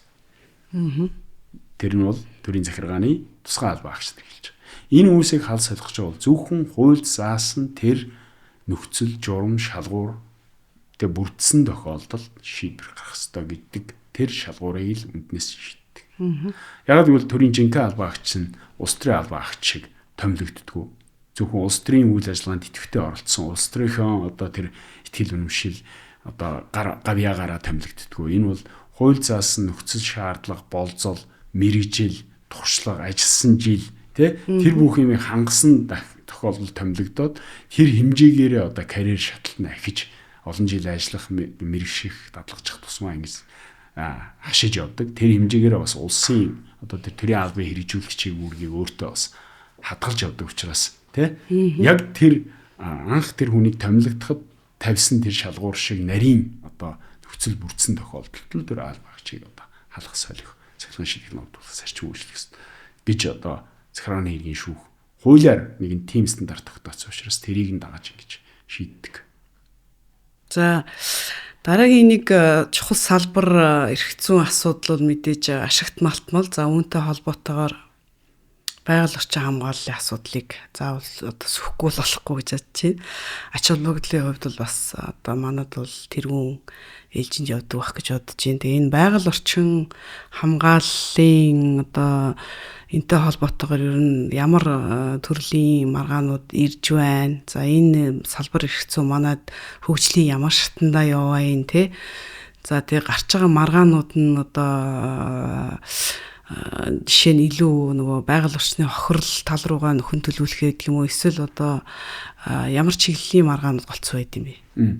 Ер нь бол одоо ийм энэ салбарт бол хоёр том өрсөлдөх одоо ирэх шиг байна. Үндсэн хуулийн түвшинд одоо тодорхойлгож хамгаалагдсан гэж хэлж болох байсан. Нэг нь бол мэдээж одоо хувийн одоо аж ахуй эрхлэх гэдэг үндсэн хуулийн тодорхойлсон те одоо бизнесийн одоо эрх өмчтэй байх, бизнес хийх одоо за дээрэс нь энэ маань бол тэгээ бас нөгөө одоо Монгол улсын хувьд бол тэргүүлэх одоо эдийн засгийн салбар нь өөрөө уулуурхай гэж тодорхойлогдоод байгаа шүү дээ. Тэр утгаараа бол энэ байгалийн баялагаа ашиглана гэдэг энэ одоо нэг том одоо зорилго те. Энэний хүрээнд одоо хийгдэж байгаа хууль тогтоомж зөвшөөрөл, энэний хүрээнд хийгдэж байгаа одоо ашигт малтмууд ашиглах, хайх, олборлох үйл ажиллагаа нэг талд. За энэ бол хуулийн ёсны. Нөгөө талдаа бол эрүүл аюулгүй орчинд амьдрах. Тэ байгалийн тэнцэл орчны одоо ялдаг талаас хамгаалуулах үндсэн хуулиар олгогдсон эрх байна. За тэгээд түрүүний ярьдаг зэрэгцгүүц хэмжээний одоо эрх ашиг бол нөгөө Монгол улс өөрөө одоо малчин тэ одоо ард иргэдийн одоо бас нуруунд дээр амьд одоо оршдог. Ер нь манай уламжлал өөрөө тэ аж ахуй маань өөрөө тэр. Тэгээд манай хүн амын 30% гэсэн баха ойролцоогоор. Одоо болтол өрхийн лөө малчин одоо энэ ахуйгаа эрхэлж амьдэрдэг. Тэгээд зан ганцхан малчтад ч биш. Ер нь нөгөө байгаль суураараа байгаль орчин маань өөрөө нөлөөлөлд орно гэдэг учраас. Тэгэхдээ хамгийн дөрөнд өртөгдөж байгаа тэгэхэд бол мал ахуй эрхэлж байгаа болсон. Гол ус те ингээ зэрэгцсэн. Тэгээ энэ хоёр том эрх ашигыг бол яг үндсэн хуулийн төвшөнд одоо тавьсан тэр одоо балансыг нь барьж бол шийдвэрлэх ёстой гэж би одоо зөвхөн хувь одоо хүнийхээ хувьд хуульч хаад үздэг. Тэгээ энэ аль нэг ашигыг одоо илүүд тавиад те одоо ингэж хандах нь бол их тийм хуулиар бол одоо зөвшөөрөгдөөгүй манай үндсэн хуулийн зарчим бол биш баха гэж би бодож байгаа. Энэ бол зөвхөн энэ хэрэг маргааныг шийдвэрлэхдээ энэ балансыг барьж шийдэгдэг бол их газрын эрх зүйн тогтолцоотой улс тэрэн дотор бидний одоо нөгөө иш татдаг Герман улсын одоо үндсэн хууль болоод нийтийн эрх зүйд түгээмэл хэрэглэгддэг practical concordance гэдэг. За Германаар бол practical concordance гэдэг шиг байна. Ийм зарчим байна. Тэр бол хоёр үндсэн эрх зөрчигдсөн одоо зөрчилдсөн тохиолдол. Тэр маргааныг шийдвэрлэж байгаа үндсэн хууль нийтийн эрх зүйн шүүх бол аль нэгийг үүсгэж нөгөөтхийн нэгийнх нь дээр тавих биш. Аль боломжит байдлаар энэ хоёрын ашигыг тэнцвэртэй байдлаар одоо хангаж асуудлыг шийдэх ёстой гэдгийг зарчим баггүй. Тэгэхээр энэ бол манай үндсэн хуулийн эрх зүйн бол нийтийн эрх зүйд бол бас хэрэглэгдэх ёстой зарчим гэж бодож байна. Тэгээд үнэхээр одоо гарч байгаа хоёр төрлийн маргаан байгаа шүү дээ. Нэгдүгürt бол одоо хуулийн этгээдүүд маань төв засгийн газрын өмнөөс эрхий одоо энэ лиценз олох үйл ажиллагаа, цуслах үйл ажиллагаа, сунгах үйл ажиллагаа хэрэгжүүлж байгаа ашигт малтмлын одоо газартай тий одоо их хэмжээний маргаан үүсдэг. Тэгээд энд бол нөгөө төлбөрөө төлөөгүй, лицензийнхаа төлбөрийг төлөөгүй, эсвэл хайгуулынхаа одоо зохистой доод хэмжээний зардлыг одоо их явуулаагүй. Явуулах ёстой шүү дээ. Тэрийг одоо бид нар шинэ хуулиараа ингээд татвартай уяад тэрийг ингээд тодорхой болгоцсон байхгүй юу манай улс чинь. Тэгмээ тэрийгээ явуулаагүй. Тэгсэн мөртлөө ингээд хайгуулгын лицензийг байлгаад байдгийг тэргээд зөндөл маргаан байдаг те ямар зорилготой байлгаад яах ашиглахгүй өөрөөр авсан зорилготой хийхгүй. Тэгээ чи манайх чинь их хуулиа өөрчилж ирсэн шүү дээ. Хуучин бол бид нар хувь иргэнд хүчдэг байсан. Тэгээ тэр хүн чинь тэр 1000 метрийн доор байгаа юмыг байгаа юм уу, байхгүй юм уу? хаана байгаа хичнээн хэмжээтэй байгаа. Ядаж магадлалын хувьд тийм магадaltaй гэдэг юм хийж чадах тийм хүний нөөц, санхүүгийн нөөц, мэрэгчлэтний нөөц, тоног төхөөрөмжийн нөөцтэй мөнгөө юм уу те? Яагаад бид нар энийг хуулийн этгээдэд өгдөг болгож өөрчлөв? Тэгээ хуулийн этгээдэд нь өөрт нь шаардлага тавив те? Яагаад гэвэл тэр доор байгаа имийг тэр нарийн техник тоног төхөөрөмж хүн хүч тэр зардлыг эхлээд гаргаад эсвэл хөрөнгө оруулалт хийгээд тий. Тэгээ дараа нь үнэхээр тэнд нь юм тогтвол тэрийг үндэслэж одоо бизнесийнхаа үйл ажиллагаа явуулах гэдэг. Энэ юмаа ч гэсэн бид нар бодож ингээ энэ 20-30 жилийн хугацаанд сурж өөрчлөгдөж манайх бас энэ практис дээрээс өөрчлөгдөж хуулиа өөрчлөж ирсэн байхгүй юу. Тэгээ одоо нэг үе бодох юм бол тийм. Тэгээ сонгуул шалгуулалтын юм аа ч гэсэн харьцангуй гайгүй болж штэ. Ягаад гэвэл сонгуул шалгуулалтыг ашиглалтын газар үүдэндээ одоо хин хүчтэй одоо тий баг одоо түлхэж орж байгаа юм шиг юм байдлаар ойчрлож ордог одоо өгдөг байсан бол одоо энэ чинь харьцангуй бас захин махмаар явуулаад тэгээд тэрнийг маргаан өсвөл тэрийг нь бас шүүх шийдчихэж чинь. Ингээд одоо яг тэр ашигт малтмалын тусгай зөвшөөрөл эзэмшигч агентлаг хоёрын одоо тэр засаг хоёрын хоорондох төр хоёрын хоорондох маргаан бол нилээгүй хувийг эзэлдэг. За энэ бол зогс одоо байх л ёстой одоо эрхцүүд байж болох маргаан тий. За тэгээд тэрэн дээр бол яг хуу нөгөө тусгай зөвшөөрлийнхөө төлбөрийг төлөөгүй, зохистой доод хэмжээнийхээ зардлыг гаргаагүй тэргээд одоо тавьсан шаардлагууд байдаг. Тийм тохиолдолд сонгоо нэм тохиолдолд цоцлно энэ тэргээ тий. За ямар тохиолдолд энэ өөрөө хайгуулгын тусгай зөвшөөрлийг ашиглалтын тусгай зөвшөөрөл болгох уу? Эрхтэй, давуу эрхтэй энэ тэргээ. Энэ төрлийн маргаа их гардаг. Ер нь бол хамгийн их гардаг энэ төрөл. Хоёрдугаарт бол яг аргагүй нь орон нутгийн одоо тэр ухаан тусгай зөвшөөрөл бүхий талбай оршин байгаа орон нутгийн иргэд цөөн тохиолдолд орон нутгийн өөрөө удирдахсны байгууллага нутгийн захиргаа яг одоо тай маргасан байгаа. Тэ энэ бол ихэвчлэн юугаар илэрдэг вэхээр иргэдийн хурал засаг дарга байгаль орчны төлөвлөгөө гэдэг имийг одоо зохистой хуулийн дагуу батлах өгөх ёстой тий. Энэ имийг өгөөгүй байна гэдэг маргаан нэлээд гардаг. Лиценз эзэмших хуулийн этгээдүүдээс орон нутгийн захиргаатай холбогдуулж маргадаг тохиолдол байна. За тэгээд тэр тохиолдолд бол үнэхээр одоо угаасаа өгөхгүй гэдэг юм байна уу? Эсвэл хууль заасан ийм нөхцөл одоо бүрдсэн учраас бид нар энэ хуулийн этгээд одоо юу гэдгийг тусгай зөвшөөрлийг нь биш одоо байгаль орчны төлөвлөгөөг нь батлаагүй маач гэдэг юм. Тэ ийм одоо яг хууль зүйн яг ямар асуудал үүсв гэдгийг хуультай л харьцуулж бид нар шийдвэр гаргаж байгаа. Нөгөө нэг айхтар одоо маргаан бол харьцангуй цөөнгөхтэй гардаг маргаан бол юу гэхээр яг л одоо нутгийн уул уурхайн үйл ажиллагааны улмаас нутгийн иргэдийн одоо эрүүл аюулгүй орчинд амьдрах, орчны тэнцэл байгалийн хөгжлөөс хамгаалах эрх зөрчигдлөө гэдэг маргаан. Тэгээ энэ маргаан бол жаахан төвөгтэй. Ягаад гэвэл нөгөө манай хуулиар бол уг нь тэр нутгийн иргэдийн оролцоог урьдчилаад ингээд авах процесс байгаа байхгүй юу? Таашмлын тухай хуучин бол яадаг гэсэн тухайн лиценз тус бүр дээр яг зөвшөөрөл олгохын өмнө тухайн лиценз оршиж байгаа аймаг сумын иргэд сум руу хандаж саналыг авдаг. Тэгээд тэр аймаг сум нь иргэдийн хурал нь хуралдаад энэ тусгай зөвшөөрлийг олгох саналгүй зөвшөөрөхгүй гэдэг санал өгдөг байсан. Энэ өөрчлөгдөд одоо бол засгийн газраас сонгуул шалгуулалтын талбайг урьдчилж гаргах багтлахынхаа өмнө аймагуд руу саналыг явуулдаг. Тэгээ энэ хуулийн зорилго бол уг нь ийм л дээ.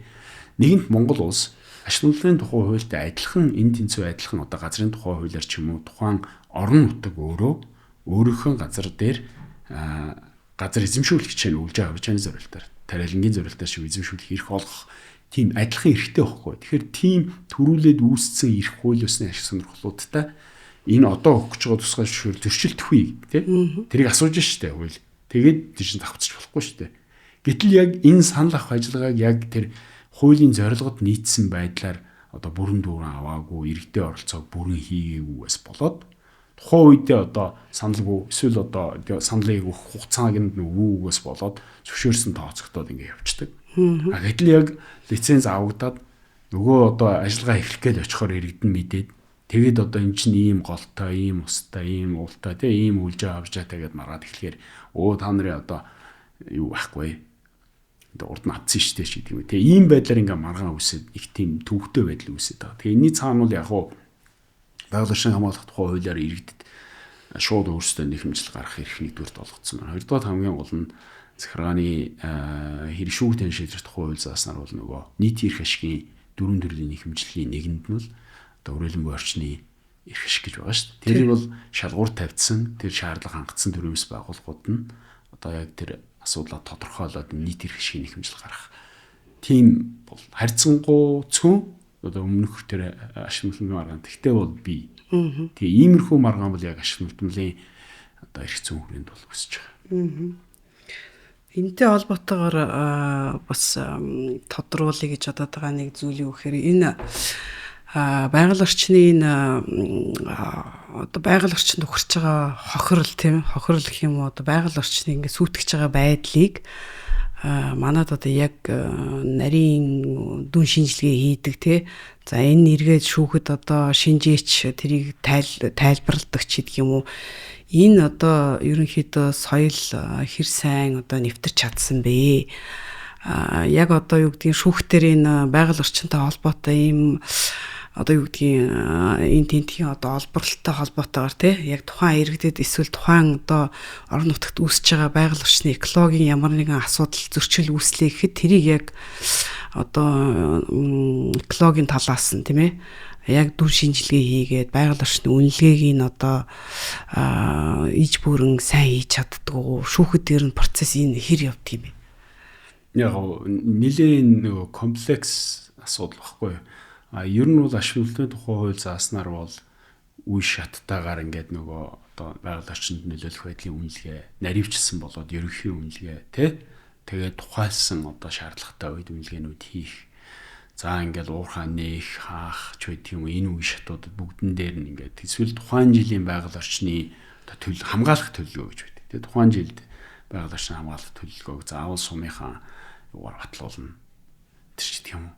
Ингээл зохицуулалтууд бол бий л дээ. Зохицуултууд бий. Яг одоо байгаль орчинд ийм үнэлгээ учирсан, учраагүй хохирол учирсан, учраагүй гэдэг маргаан дээр бол яг шүүхтэр маргаан үүсэх үед бол шүүх шинжээч томилоод энийг шийдэх боломжтой. Яг шүүхээс томилж байгаа шинжээч нь бол харьцангуй одоо нөгөө төвийн тэ мэрэгсэн ийм байгууллагуудыг олж томилох боломжтой учраас бол бас нэг дүүн нуруутай юм гарна.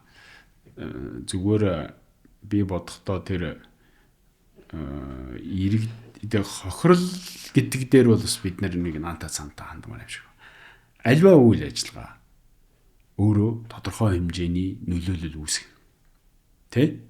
За ихэвчлэн хайгуулын тусгай зөвшөөрөл бол өөрөө тэр нэг шүрүүп тавих гэж одоо тэр мэргэжлийнхаа хэлээр ярьд юм шиг. Тэр нь бол одоо ингээд хайгуулын тусгай зөвшөөрөл олгосон талбай дээр ингээд тийм интервал одоо тайгаар ингээд ухаж дээжл авдаг юм шиг байна. Янз нь тий. Гүнзгий нарийнхан гүнзгий ухаад ингээд нарийнхан ухаад. Тэгээ тэрийг аваад бодвол тэрийг одоо нөгөө яаж зориултын дагуу хаах уу? Уг нь бол нарийнхан нүхтэхтэй л одоо ядчил морины хөл ороод сүд болчих вэ тий гэдэг юм одоо ингээд тэр цооногудаа ингээд хаахаас ахуулаад ингээд яг хайгуулын лицензийн үед бол харьцангуй нөгөө байгаль орчинд нөлөөлөх байдал бол харьцангуй гайх байхгүй юу? Биш нөө шүрүүпэл тавьж байгаа тий. Яг одоо ашиглалтын одоо үйл ажиллагаа эхлэх, уурхай нээх. Тэгээ энэ үйл явц бол өмнө нь бол уг нь бол нэлээд нарийн одоо юм байгаль орчны үнэлгээ, шинжилгээ, нөлөөлөл юм хийгддэг. Тэр шалгууруудыг бол сайтар одоо хийгдсэн.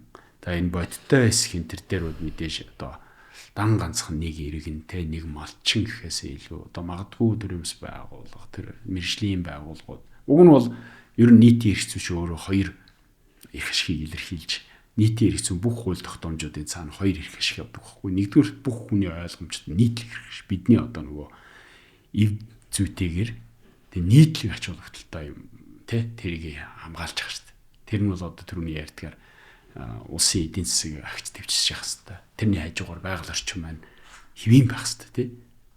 Шит гэдэг ч юм уу. Тэр их ашиг бол хамгаалагдаад илэрхийлэгдээд явж байгаа байхгүй тэр хуулийн заалт болгоны цаана. Нөгөө талдаа тэр нийтийн эрх ашигын одоо зохицуулалтын дунд хувь этгээдийн, хувь иргэний эрх ашиг, хуулийн этгээдийн эрх ашиг бас одоо эрх олгогдсон юмнууд байдаг тий. Бас хөндөгдөгч болзошгүй юмнууд байдаг. Тэгэхээр энэ хоёрыг л ингээд тэр балансыг одоо барьж шийдвэрүүд гарах хэрэгтэй л доо. Тэгэхээр яг зөв миний дахиад хэлэх гээд байгаа санаа бол альва зөвшөөрөл альва тусгай зөвшөөрөл үйл ажиллагааны явцад бол тодорхой хэмжээний өртөлт бий болно. Тэр өртөлт нь өөрөө нөгөө том эрх ашигтаа нийцсэн. Тэгсэн мөртлөө нөгөө тэр том эрх ашигтай буюу тусгай зөвшөөрөл олгож байгаа эрх ашигтай тэнцвүүц хэмжээнд байгаа байгалийн нийслэл орчны бохирдол гэдэг юм алдагдуулахгүй байх хэмжээний байх ёстой. Дээрээс нь одоо тэр нөгөө урхан үйл ажиллагаа буцааж байгаль орчныг сэргээх тэр юм чин бодтойгоор хийгдэх ёстой тий. Бодтойгоор хийгдэх ёстой. Тэрэн дээрээ харин сайн шалгуур тавьж тэрнийг хийгдхүүц хэмжээний одоо барьцаа марцааг урд нь авах гэдэг бид нар ч одоо хуулиндаа бол суралцаад өөрчлөлт оруулаад яваад байгаа шүү дээ. Тэгээ орон нутгатаагээ гэрээ хийх ёстой. Орон нутгийнхаа иргэдийн оролцоо хангах ёстой, ажил хангах ёстой шүү дээ тий. Ингээд ийм юмнууд бол манай хууль бас ингээд өнгөрсөн маргаануудаас үүсээд асуудлуудаас үүсээд багасаа одоо өөрчлөлт төвчлүүд бол ороод явж байгаа л да. Түрүүн таяллаа ингээд ямар нэгэн одоо уул уурхай шийдэх юм үйл ажиллагаанаас одоо өртдөг одоо малчд байна тий. Хамгийн эхлээд за нэг сумын одоо малчд гэдэг юм уу тэднэртэй холбоотойгоор ингээд жишээ нь ундны уус эсвэл одоо бэлчээрийн одоо газарч гэдэг юм ингээд өртөд за ингээд иргэд энэ нөгөө тусгай зөвшөөрөл олгох процессд нь яг бодтойгоор оролцож чадахгүйгээсээ болоод гэдэг юм уу эсвэл одоо энэ оролцоо нь өөрөө одоо юу гэдгийг нэрийн төдий явснаасаа болоод гэдэг юм уу. За ингээд нөгөө зөвшөөрлөө аваад ирсэн тусгай зөвшөөрөл эзэмшигчтэй одоо уул уурхай олборлолтоо эхлэх гэтэл орон нутгийнхан баахан одоо эсэргүүцэлтэй тулдаг. Ингээд нөгөө өгсөн тусгай зөвшөөрлийнхэн одоо хүрээнд үйл ажиллагаа явуулах чадамжгүй ийм байдалд хүрдэг зөндөө нөхцөлд гараад байна л да. Тэгэхээр энэний шалтгаан нь одоо юу гэж та хардаг вэ? Гол шалтгаан бол би тэр нутгийн өөрөө өдөр тусны байгууллага гэдэг бидний шинэ байгууллагууд байгаа шүү дээ. Одоо хурлууд гэсэн тий. Нутгийн захиргааны байгууллага гэж байгаа. Засаг дараагаар толгойлуулсан тамгайн газар орон нутгийн одоо агентлаг байгаа хариуцсан. Тэгэхээр зүүн одоо тэр хүмүүс маань одоо ялангуяа тэр иргэдийн хурлууд энэ ч одоо иргэдийн төлөөллийн байгууллага шууд тийм ээ. Тэгэхээр тэр хүмүүс яг бодтойгоор яг тэр хууль заасан хугацаанд нь одоо яг хууль заасан арга журмынхын дагуу яг энэ байгаль орчны асуудал, яг энэ уул уурхай нөлөөллийн асуудлыг иргэдтэйгээ бүр яг нэн тодорхой тэ одоо ийм одоо харилцаа үүсгэж тэр шийдвэр үйл ажиллагаанд нь оролцоог нь хангаж мэдээллийн өгч зөв буруу мэдээлэл бас их явдаг шүү дээ. Яг ямар одоо хэмжээний, ямар скейлний тэ урхаа явах гэж байгаа нөлөөлөл нь юу юм? Тэгээ хэрвээ үнэхээр одоо тодорхой үнэхээр нөхөж болцсохгүй одоо мөнгө өөр бусад байдлаар тэрийг нөхөж сэргээх боломжгүй тийм нөлөөллүүд байвал энэ болохгүй юм байна гэдэг шийдлээ хэлэх тий. Өөр бусад байдлаар нөлөөллийг одоо бууруулж болох эсвэл нөхөж болох юм дээр бол нөхөж болох юм байна. Эннээс авах одоо ашиг юу гэдгийг тий орлого нь улс оронд орох эсвэл орон нутагт орох юм ийм байна гэдэг. Энэ мэдээлэл маш сайн өгж яг иргэдийнхээ яг бодит дуу хоолой болж чухам тэрл шийдвэр гаргах үйл ажиллагаанд л одоо яг жинхэнэ төлөөлөгч баймаар байна.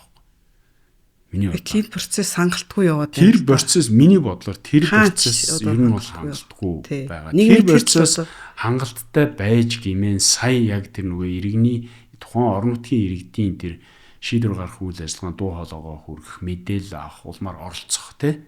Энэ одоо эрхч яг процессд хангагдах гэдэг шүү дээ. Өнгөрсөн хойно нь одоо яач чадахгүй болох ийм хуулиарч хамгаалагдахгүй болчиход байгаа болчихж байгаа байхгүй яагаад гэвэл тэр нөгөө чин тэ энэ саяны асуудалтай холбоотойгоор бас би бас илүү тодруулмаар санагдаад байна л да. Юу гэхээр төр өөрөө бол Монголд одоо их олон талдаа олон нүртэй гэх юм одоо нэг талаас нь харах юм бол өөрөө ингээд байгаль орчныг хамгаалах үүрэгтэй ээж идэг. Гэтэл нөгөө талдаа бас ингээд төсөл хөтөлбөрүүд хэрэгжүүлээд яваад байдаг. Өөрөөр хэлбэл нэг уул уурхай компанич байх шиг тий эсвэл одоо өөр байдлаар ингээ янз бүрийн дид бүтцийн одоо төслүүдийг төр өөрөө хэрэгжүүлж гин тий. Тэгэхээр нэг одоо хүн дээр өөрөөр хэлбэл төр дээр маш олон ийм одоо хоорондоо ашиг сонирхлын зөрчилтэй гэмээр үүргүүд байгаа байхгүй тий. байгууллагчны хамгаалах хэрэгтэй. Гэтэл нөгөө талаасаа тэр төр өөрөө жишээ нь ингээ янз бүрийн төсөл төр оролцоод ингээд байгууллагчнаа сүйдлээд ээжидэг. Тэгээ ийм нөхцөл жишээ нь яаж энд ийм одоо маргааныг шийдэх үү? Яг ер нь бол төрчин ялангуяа гүйцэх мэдлийн байгууллага нийт эрх зүйн яг судлаачийн хувьд асууж байгаа шүү. Тий. Гүйцэх мэдлийн байгууллага бол өөрөө чигүүргээ хуваарлдаг. Тий. Хуваарлаад авсан байна. Тэгээд байгууллагчны асуудал бол бид нэр жишээлбэл байгууллагчны яамар ч юм уу толгойлуулаад тэгээд тэр хариуцсан агентлагууд те орон нутагт тэр нэгжүүд энэ төр гээл ингээл. Тэгээд байгууллагчны хамгааллын үүрэг бол ганцхан одоо энэ төрлийн байгууллагуудаар тогтохгүй. Тэгээ энд иргэд тэгээд одоо юу байдгийг хөл итгэхэд бүгдэнд нь л өөр гэсэн үүрэг нот тосол байдаг л та. Зөрчил үүсэж байгаа тохиолдолд ер нь бол ийм штэ. Захиргааны эрхцүүд бол захиргааны нэг толгойтой захиргааны байгууллагуудын дотор талд маргаан үүснэ гэдэг ойлголт байхгүй. Эрхцүү маргаан үүснэ шүү. Энийг шүүх хүлээж авшигдаг. Шинэ засгийн газрын агентлагууд хоорондын засгийн газрын яамдын хоорондын маргаан гэж захиргааны эрхцүүд байхгүй. Энийг бол тэр засаг дээр л эцлэн шийдэх аль нэг талд. Ямар ч нэг толгойгоо. Угаасаа энэ бол тим зорилго, тим ерөөсөө тим захиргааны эрхцүүд тийм байхгүй. Тэндээ ший. Орон нутаг тэ ялангуяа нутгийн өрөө төрсний байгууллага төв засгийн газрын агентлаг хоёрын маргаан бол өөр хэрэг. Энэ бол шийдэж болно. Эрхцүү маргаан үүсч болно гэсэн үг нэ. Эсвэл бие даасан агентлаг. Засгийн газрын агентлаг биш. Тэ? Бие даасан агентлаг жишээлбэл манайд тийм тохиолдолд бий л дээ. Ашиг олборлын газар бол одоо засгийн газрын агентлаг. Гэтэл аймаг дундын отрын бэлчээрийн захиргаа гэдэг. Харьцангуй одоо тийм тусгай чиг үүрэгтэй. Одоо манайх ч 100 турхан болдог. Энэ үед одоо ингээд аймаг дундаас тодорхой газар нутгийг ингээд reserve-нд аваад тэгээ 100 турхан болсон үед тодорхой тэр ойр орчим аймагудаас одоо мал өрхүүдийг ингээд оруулаад одоо тэр юу 100 турхыг давдаг байхгүй юу.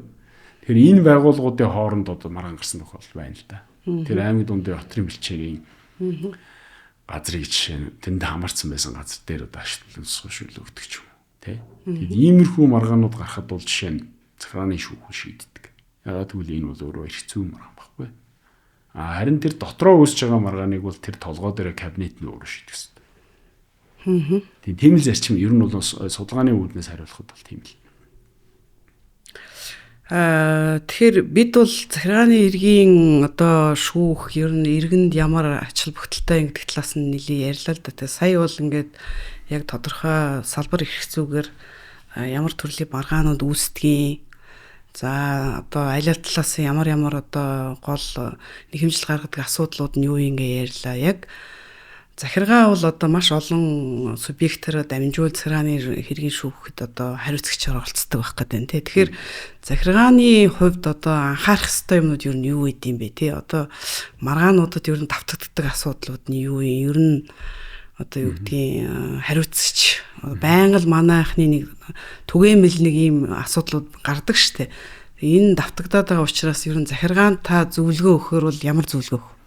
Би бол шийдвэр гаргадаг улсууд хуульчийнхаа үгийг сонсох ёстой л гэж зөвлөгөө хэлнэ. Өөрөөр хэлбэл хуульчид ажиллаж байгаа байхгүй. Одоо нэг үе бодох юм бол энэ хуульчид чгүй захиргааны байгууллага газар хэлцэх гэж байхгүй шүү. Тэгэхээр хуульчийнхаа үгийг сонсох ёстой, зөвлөгөөг нь дагах ёстой.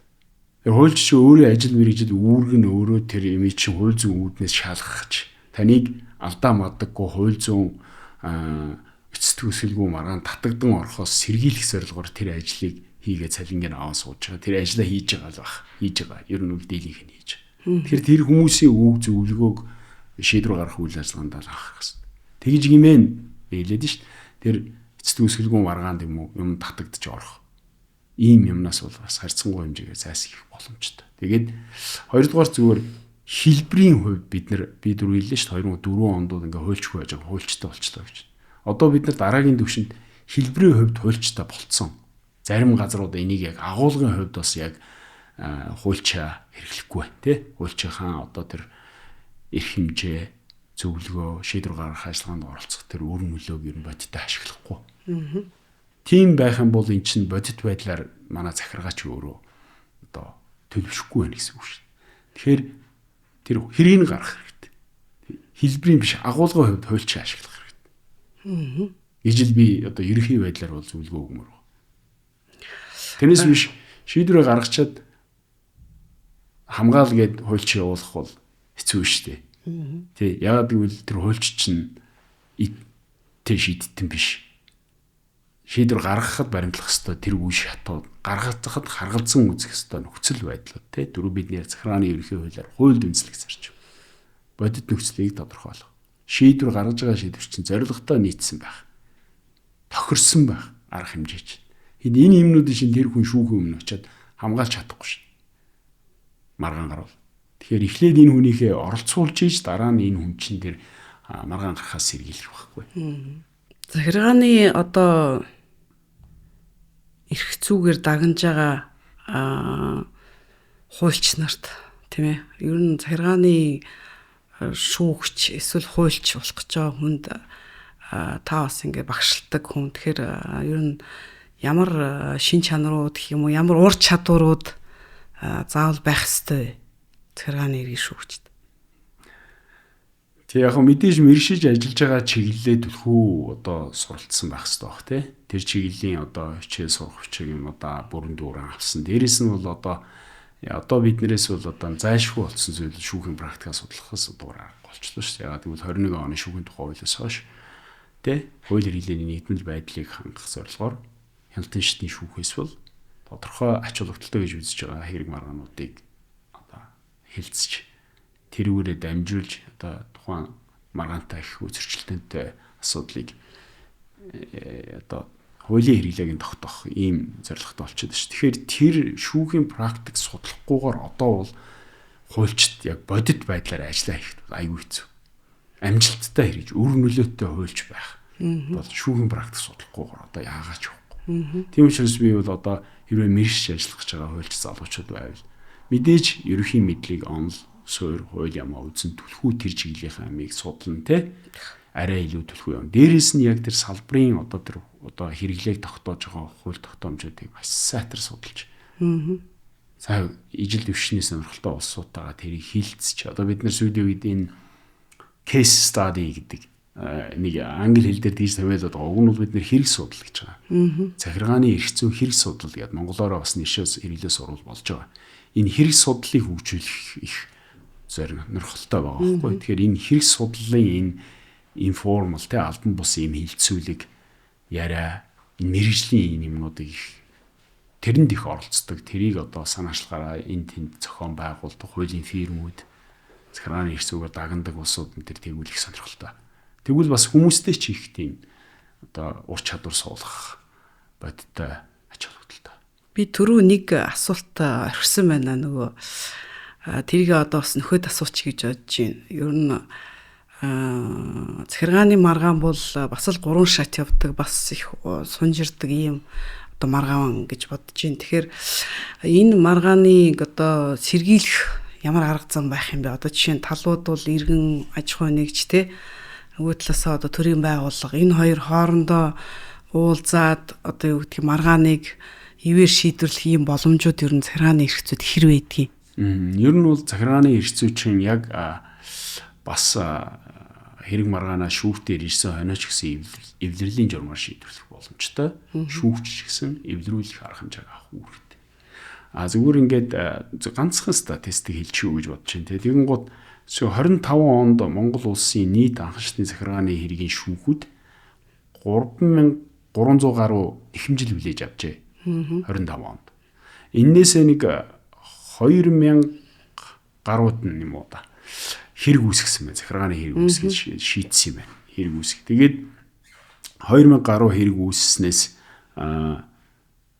нийтдээ 32.6% нь бол хялбаршуулсан журмаар шийдсэн байна. Тэгэхээр энд юу хэлж байгаа юм хөр ойролцоогоор 6-700 хэрэг болох нь бичнээ хэрэг болох. За 700 хэрэг ч юм уу. Нэгэнтээ захиргааны шүүхтэр үүссэн хэрэг өөрөө хялбаршуулсан журмаар шийдэж байгаа.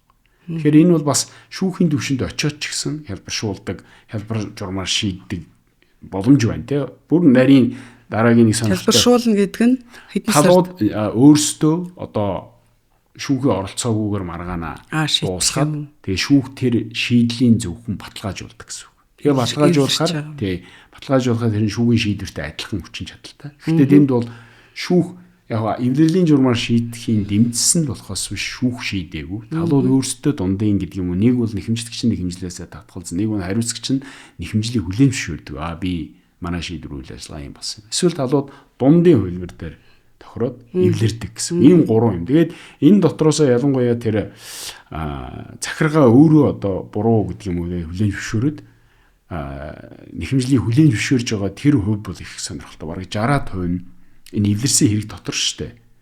60% нь бол хариуцагч өөрөө одоо нэхэмжлийн шаардлагыг зөвшөөрсөн байна. Тэгэхээр энэ бол бас захиргаач гэсэн одоо яаж ийм орчин үеийн захиргаа шүү дээ. Орчин үеийн захиргаа маань өөрөө тийм муугууд биш. Эвлэх боломжтой юмаа үзэж судлаад би дутуу судалсан байна тий ийм байна гэд ингэ шийдэж гин гэсэн. Бас тий эн чин соёл бас сууж байгааг хэлбэр тэрнээс нэгэн тал гарсан л бол гарсан гэд ингээд явж байгаа юм шиг. Хоёрдугаар яг энэ бол юутай холбоотой гэхээр бас нэг үеэ бодох юм бол захиргааны эрх зүйн чинь дан ганцхан захиргаа өөрөө ингэж шийддэг те. Одоо нэг захирах гэдэг нэг үгний үндэстэй ижилт гэж ойлгоод байна шүү. Тэр бол буруу юм баг. Захиргаа гэдэг чинь тэр нийтийн эрх ашигыг л төлөөлж шийдвэр гаргаж байгаа. Тэрнээс хин нэгнийг захирж байгаа юм шиг зохион байгуулах, удирдах чиглэлээр хэрэгжүүлж тий. Тэн дунд өртсөн магадгүй нийт эрхийг төлөөлж гарсан шийдвэр дунд өртсөн хувь иргэний эрх ашиг сонирхол бол яах юм хөл шүүхээр зөрчигдсөн хэсэг нь тогтоох гээд шүү. Тэгээ энэний цаана бол нөгөө нэг ганцхан захиргааны акт чинь бол өөрөө мэдээ гаргацдаг.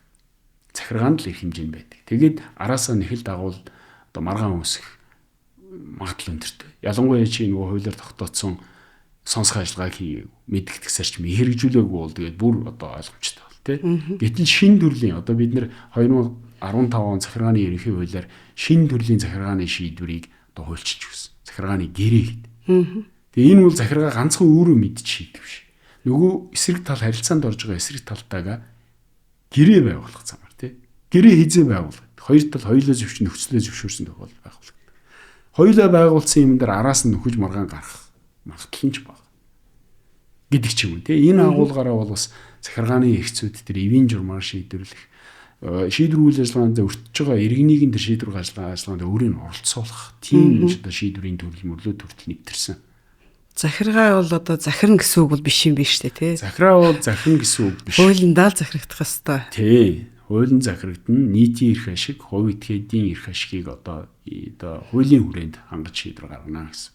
Нийтийн эрх ашиг гэдгийг бас нэг тодруулмаар санагдаад байна. Ер нь бол бүхэл одоо ерөөсөө захиргааны эрх зүй тэр чигээрэл нийтийн эрх ашигтай холбоотой. Тэгээ энийг манай үзэгчид бас сайн ойлголт авах хэрэгтэй. Өөрөөр хэлбэл өөрийнхөө одоо эрхийг хангуулахаар эрхэн зөрчигдлөө гэхэд одоо юу гэдгийг шүүхэд хандахтаа би яах ёстой нийт эрх ашиг гэдэг нь одоо юу юм те? Юуг хамардгийг энэ дээр та нэг бас нэг жоохон дэлгэрүүлж дадлж өгөөч. Яг жаахан одоо нөгөө китс нуршихгүйгээр те юу болох гээд байна л да нийтийн эрх зүгээр ер нь зарчмын хувьд бол нөгөө нэг одоо хүний нийгэм ялангуяа орчин үеийн хүний нийгэм чинь хот суурин газар шиг юм эсвэл ингээд тухайн улс те төвшнийхөө нийтлэг эрх ашиг гэж байна. Монгол улсын хувьд нийтлэг эрх ашиг гэж байна. Бүх иргэдэд хамааралтай, бүх төрлийн байгууллагад хамааралтай. Одоо тусгаар тогтнол. Тэ? Бүр эрхт байдал ч гэдэг юм. Үндэсний аюулгүй одоо байх аюулгүй байдал гэдэг ч юм уу. Ингээд төвшний нийтийн эрх ашиг байна. Нэг одоо аймгийн, нэг сумын, нэг дүүргийн иргэдийн эсвэл одоо тий газар нутгийн хувьд мэргэжлийн бүлгийн ингээд олон төвшний одоо нийтлэг эрх ашиг томьёолж болох эрх ашигуд байна л. Тэгээ энэ бүгнийг бол одоо хуулиудад л одоо зааж тодорхойлох. Би ганцхан жишээ хэлээ л дээ. Яагаад одоо нийтийн хоолны газрууд байна шүү дээ. Одоо бид бүгд үйлчлүүлдэг ресторан, одоо угаанз нийтийн хоолны газар. Яагаад эднэрт одоо тэр эрүүл ах уйн шаардлагууд тавигддгийг. Гүн чин тэ эрүүл хоол хүнс хордлогогүй янз бүрийн одоо химийн ч юм уу эсвэл одоо стандарт алдсан тийм юм нийтээрээ одоо эрүүл аюулгүй ядаж л одоо эрүүл хоол хүнс хэрэглэе. Яагаад эмийн одоо хяналт. Эминд яагаад заавал бүртгэгдсэн зөвшөөрөгдсөн юм байх хэвээр. Тэ яагаад одоо салют гэдэг юм буудуулж болохгүй гэдэг байгаа. эсвэл салют гэдэг имийг оруулж ирэхэд тусгай зөвшөөрөлт оруулж ирдэг. Шатаад буруу зөв хэрэглэсэн бол башин саваа шатаа гар хөлөө шатаагаас ахуулаад наацах юм гэдэг шиг ингээд бүх юмд чинь нөгөө нэг тэр нийтлэг одоо их ашиг ийгэд одоо хамгаалах тийм зорилгууд явуулж байгаа. Цаагаараа. Цаана тий. Тий. Тэгэхээр хамгийн нийтлэг одоо их ашиг нь бол мэдээж эдийн засаг маань сайн байх хэвээр. Хоёрдугаарт одоо бид эрүүл аюулгүй орчинд амьдрах хэрэгтэй. Тэ? Байгалийн одоо тэнцэл орчны тохиолдлоос алдагдуулахгүй байх хэрэгтэй. Төрийн албан хаагч нар маань өөрийнхөө урдаа ногдуулсан ажлаа айж имэхгүйгээр нийтийн эрх ашигт төлөө хийж байгаа гэдгээр бидгээрээ бэлжүүлж явах хэрэгтэй. Тэр нь хамгаалагдсан байх хэрэгтэй шиг юм те. Татвар зохистой байх хэрэгтэй. Татвар зохистой байх хэрэгтэй. Тэр зарчмууд чинь тэр татврын хуулиар явж байгаа шүү. Татвартай байх хэрэгтэй. Гэхдээ татвар тэр орлого ашиг олсон тохиолдолд нь олдог татвар нь тэрэн дээрээ байна. Тэ? Гэдэг ч юм ингээд тэр болгоныг л одоо бид нийтийн эрх ашиг гэж хэлээд байгаа юм л. Захиргааны эрх зүйн хууль тогтоомжуудаар зохицуулдаг энийг.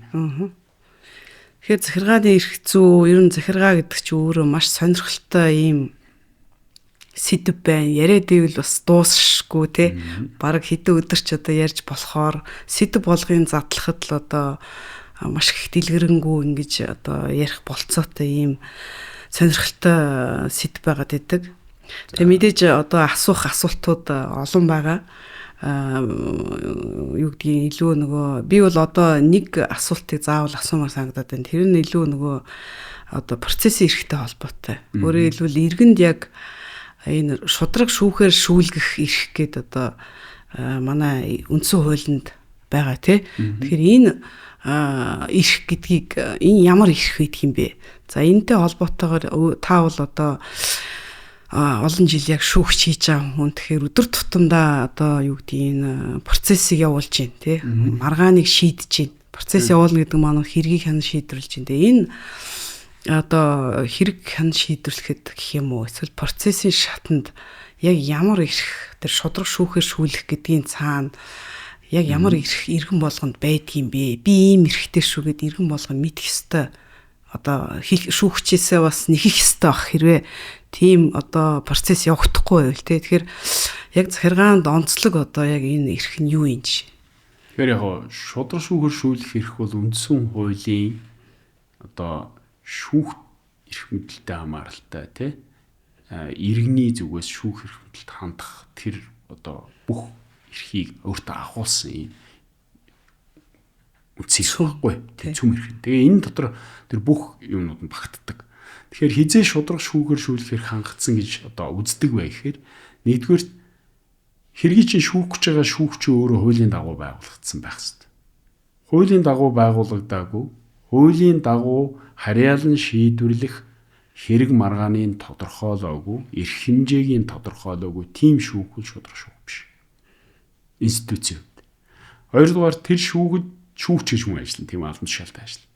Энэ албан тушаалтан Монгол улсын үндсэн хууль, шүүхийн тухай хууль, бусад хууль тогтоомжуудад заасан тэр арга журам сонгон шалгаруулалт мэдлэг шаардлага мэргэжил нас ийг хангасан хууль ёсны дагуу томилогдсон байх. Бүрэн эрхээ хэрэгжүүлж байгаа хамгаалагдсан тийм байх.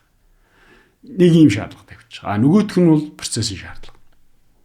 Тэ? Процессын шаардлага бол өөрөө маш олон зүйлийг өөртөө агуулдаг. Хамгийн эхлээл энд бол шүүхэд мэдүүлэх буюу шүүхэд гомдол гарах эрх нээлттэй байх хэрэгтэй. Өөрийнх нь эрх зөрч үндсэн хуулийн 16-гийн 14-т байгаа шүү дээ. Өөрийнх нь эрх зөрчигдсөн гэж үзсэн асуудлаар шүүхэд мэдүүлэх хэрэгтэй гэдэг. Гомдох хэрэгтэй. Тэгээ гомдол гаргаж болохгүй байвал өөрөөр хэлбэл хаалга нь хаалттай байвал тэгэл эн чинь мэдүүлэх эрхийн хамгийн наазах юм. Хаалга нээгээдээд орлоо маш олон процессын юмнууд байна тий. Тэгээ тэрэн дотор бол одоо би бол ингэж боддог. Шудраг шүүгээр шүүлэх эрхийг бол олон тэр эрхүүд байна. Шүүхэд мэдүүлэх эрх, өмгөөлөгч авах эрх, шүүхийн шийдвэрт давцаал гомд гарах эрх тий. За тэгээ эрүүгийн эрх зүйтэй холбогддог одоо эрүүдний шүүлтээс ангид байх эрх. За нэг хэрэгтэй хоёр дахин одоо шалгагдаж шийдвэрлэгдэхгүй байх эрх ч гэх юм уу. Ингээд олон одоо эсвэл одоо холбогдсон хэрэг маргаан те эрүүгийн эрх зүйдэр болцсон хэрэгтэй. Тодорхой хугацаанд шийдвэрлэгдэж дуусах хэрэгтэй. Тэрнээс ингээд уяатай юм шиг ингээд ерөөсө шийддэгчгүй яддагчгүй яагаад мэддэхгүй яваад болохгүй гэсэн. Яг бол энэ бол сэтгэл зүйн хувьд хүнд эрүүдэн шүүлт болдог гэж үздэг. Тэ? Тэгвэл маш олон процессын ирэх үйл шүү дээ. Өөрийнхөө гаргасан мэдүүлэг, нөгөө талынхаа гаргасан юмтай танилцах, тэрэнд няцаалт хийх ч гэдэг юм. Тэ? Энэ бүх эрхүүд чинь байгаа. Тэр шударгаар шүүлэх процесс гэдэгт байгаа.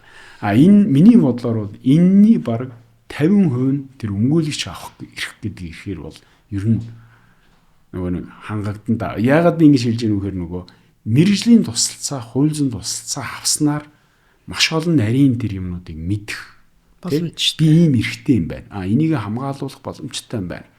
Хуульч өмгөөлөгч нарт байдаг 2 том зэвсэг байдаг. За ямар зэвсэг? 2 том зэвсэг байна. Тэгээ энэ 2 зэвсэг нэг нь бол үсэлт гарах, нэг нь гомдол гарах. Үсэлт гарах, гомдол гарах, үсэлт гарах, гомдол гарах. Тэгээ энэгээр ингэж нөгөө тэр шүүгийнхаа тогтолцоо, хууль зүйн тогтолцоог бүрэн ашиглах хэрэгтэй. Тэгээ үйлчлүүлэгчийнхаа эрхийг те. Тэгээ үнэхээр бид тэр хуульч нь өмгөөлөгч маань өөрөө яг тэр цогцтой, өссүйтэй одоо үйлчлүүлэгчийнхаа эрхийг хууль зөрчгөөс бусад аргаар те хамгаалах хэрэгтэй шүү дээ өмгөөлөгч маань. Тэр юмдаа чин сэтгэлтэй хүн байгаа, ихэнх нь тийм байгаа. Тэ? Тийм байгаа тохиолдолд бол өмгөөлөгч авснаар бол маш олон тэр шудар шүүхэршүүлэх эрхийн одоо баталгаа бол хангагдах боломж нь нэгдэн гэж би давтаж хэлмээр байгаа. Тэгээ энэ бол яг нөгөө нэг альва юм эхлэхэд нэг 50% гэж ярьдаг шүү дээ. Ном бичих бид нар одоо ном ч юм уу өгүүлбэрчгт. Яг тэрэн шиг их чухал эхэл.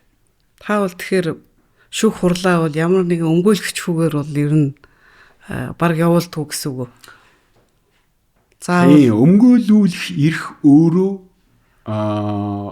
шүүхэд өөрийгөө хамгаалах эрх гэдэг одоо эрхтэй бас давхар явдаг. За яг одоо үүндээ бол өөрөө би одоо шүүх хуралдаа орноо. Тэ өмгөөлөгч авахгүй бол бид нэр хүчээр өмгөөлөгч авахуулах боломжгүй. Ер нь бол ихэвчлэн энэ чинь нөгөө эрх зүйн нарийн маргаан байдаг учраас заавал хууль зүйн туссан авах нь л ер нь зарчмын хувь зөөл гэж бодож байгаа. Гэхдээ энэ өмгөөлөх авах эрх гэдгийг бас одоо abuse гэж ярьдаг та. Буруугаар ашиглах бас ашиглах тохиолдол бас мэрсэр байдаг. Гэхдээ тэрийг бид нэр ялгадаг л та. За энэ бол яг иймэрхүү юм яваад байна.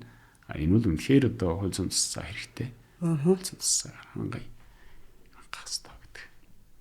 За сүүлийн асуултыг би илүү ирээдүг харсан.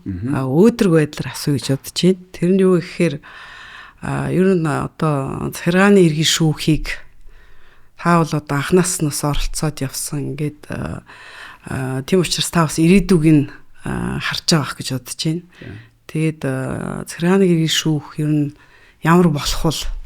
За ойрын нэг 10 жил гэдэг ч юм уу те. Эсвэл таны мөрөөдөл захиргааны иргэн шүүх ийм болоосоо гэдэг мөрөөдөл байдлаар нь та хэлвэл юу вэ? Ер нь бол шүүхийг одоо дүгндэг гэдэг юм шүүдэг юм бол шалгуурчин бол олон нийтийн итгэл юм шүү дээ. Тэ? Тэгэхээр захиргааны хэргийн шүүх миний мөрөөдөл бол одоо жишээ нь миний одоо насаараа ажиллаж байгаа энэ шүүх маань тэр иргэдийнхаа итгэлийг илүү их хүлээсэн тийм шүүх болоосоо гэж бодож байгаа. Тэгэхээр зүгээр мөрөөдөд ээж болохгүй шүү дээ. Тэ? Тэр ч одоо бас хөл гар ам хэл оролцох хэрэгтэй. Бидний хийж байгаа ажил бол шүүнцлэг ажиллагааны чанарыг сайжруулах гэдэг чиглэсэн юм явж байгаа. Шүүнцлэг ажиллагааны ажлыг чанарыг сайжруулснаар иргэдийн итгэл үнэмшил дээшлэнэ. Эргүүлж олж авна гэж гэдэг юм. Эсвэл ахиц дэвшил гаргана гэж бодож байгаа. Тэгээд тэр нь яаж хийгдэх юм гэхээр нэгдүгээр тэр ажлыг хийж байгаа хүмүүсийн одоо сэтгэл тэ чин сэтгэл их чухал. Одоо шийдэж байгаа асуудалдаа зарцуулбал зохих, судлахад зарцуулбал зохих тэр бүх цагийг бүрэн дүүрэн гаргах. Хүнээр л дамжиж хийдэг ажил шүү дээ, тийм учраас талуудын тэр гаргаж байгаа үндслэл тус бүрийг мухарлах. Тэрийг одоо ингээд мухарлна гэж нэг ярьдаг та тий. Нэг юм маргаад байгаа юм тийм эн чинь одоо яг юу яваад байгаа. Үндэстэй юм үндэсгүй юм уу? Тэрийг тэр үйл баримтаар нь хууль хэрэглээр мухарл. Энэ хэрээрээ хуралч нь өөрөө хэрэг хин шийдвэрлэх ажиллагаа чи яг энэ зарчимд нийцсэн байдлаар явна гэсэн үг байхгүй. талуудыг тэгш боломжоор хангаад гаргаж ирсэн болгоныг мухарлах гэдэг шаардлагатай нотгоронтын цуглуулна те холбогдох хууль тогтоомжийн судал. Тэгээд хурлаа тэрүүгээрээ явуулаад. Тэгээд шийдвэрээ тэр үндслүүдэд нь хариу өгөхөд зорино. Бүрэн дүүрээ өгөхөд л. За энэ хэмжээнд л одоо нөгөө шүүнцлэх ажиллагааны чанар одоо сайжирна. Ингиж гимээ иргэдийн маань захиргааны шүүхт юм эсвэл шүүхүүд итгэл маань бүртэн. За энэ л одоо бид бүгдийн л одоо шүүгч нарын, хуульч нарын нэгдүгээрт мөрөөдөл, хоёрдугаарт Монгол улсын хуулийн зорилго шүү дээ. Монгол улс ч хуулиараа ийм зорж байгаа. Монгол улсын хууль гэж хиний зорилго. Би манай ард түмний л одоо бүх хүмүүсийн л хүсэл гэсэн үг шүү дээ. Нийтлэг хүсэл. Бүтээл. Тийм. Бас. Тийм. Тэ. Үндсэн хуулиа бид нар нийгмийн гэрээ гэж нэрлэдэг байгаа шүү дээ. Тийм. Тэгэхээр яг хууль маань өөрөө зорилготой шүү. Тэ. Хуулийн зорилгод бид үйлчилж ажиллах хэрэгтэй. Тэрнээс хувь хүний одоо янз бүрийн жижиг план, янз бүрийн одоо зорилго биш. Энэ бол хуулийн зорилгод л тааруулах хэрэгтэй, ажиллах хэрэгтэй гэж л бодоод байгаа. Иргэн ба захиргаа гэсэн сэдвийг бид нар та талаас нь бас богинохон хугацаанд, богинохон шийдтэй бас харьцангуй 2 цагийн хугацаанд тал талаас нь бас мөлжиж ярьлаа. Энэ бол бас өргөн ийм сэдв гэдэг нь бол харагдаж байна. Гэхдээ иргэдэд энэ одоо миний л бодлоор хэрэгтэй гэсэн одоо бид нар мэдээллүүдээ өгч чадсан байх гэж найдаж байна. Одоо захиргааны эргэн шүүхэд хүн хандхад одоо ямар асуудлаар ханддгийг, ямар шийдвэр гардгийг, юу шийддгийг, ямар төрлийн маргаанууд байдгийг ингээд маш олон ийм одоо асуудлуудыг хүрээнд бол ярьлаа. Тэгээ энэ одоо өөрийнхөө ариун туршлага, энэ шүүхийн одоо түүхийг бичлцэж байгаа эрхэм шүүгч цогт таныг одоо хүрэлцэн ирсэнд их баярлалаа. Бидний урилгыг хүлээж авсанд. Тэгээд таны ажилд одоо цаашдын ажилд нь түрүүний ярьсан одоо тэр мөрөөдөлт нь биелдэхэд нь одоо амжилт хүсье гэж подкастын зүгээс хүсэх байна. За баярлалаа. За эрхэм үзэгчтэй манай урагшил подкастын ээлж дугаар үгээр өндөрлж байна. Та бүхэн бидэнтэй хамт энэ хүртэл одоо сонссонд баярлалаа.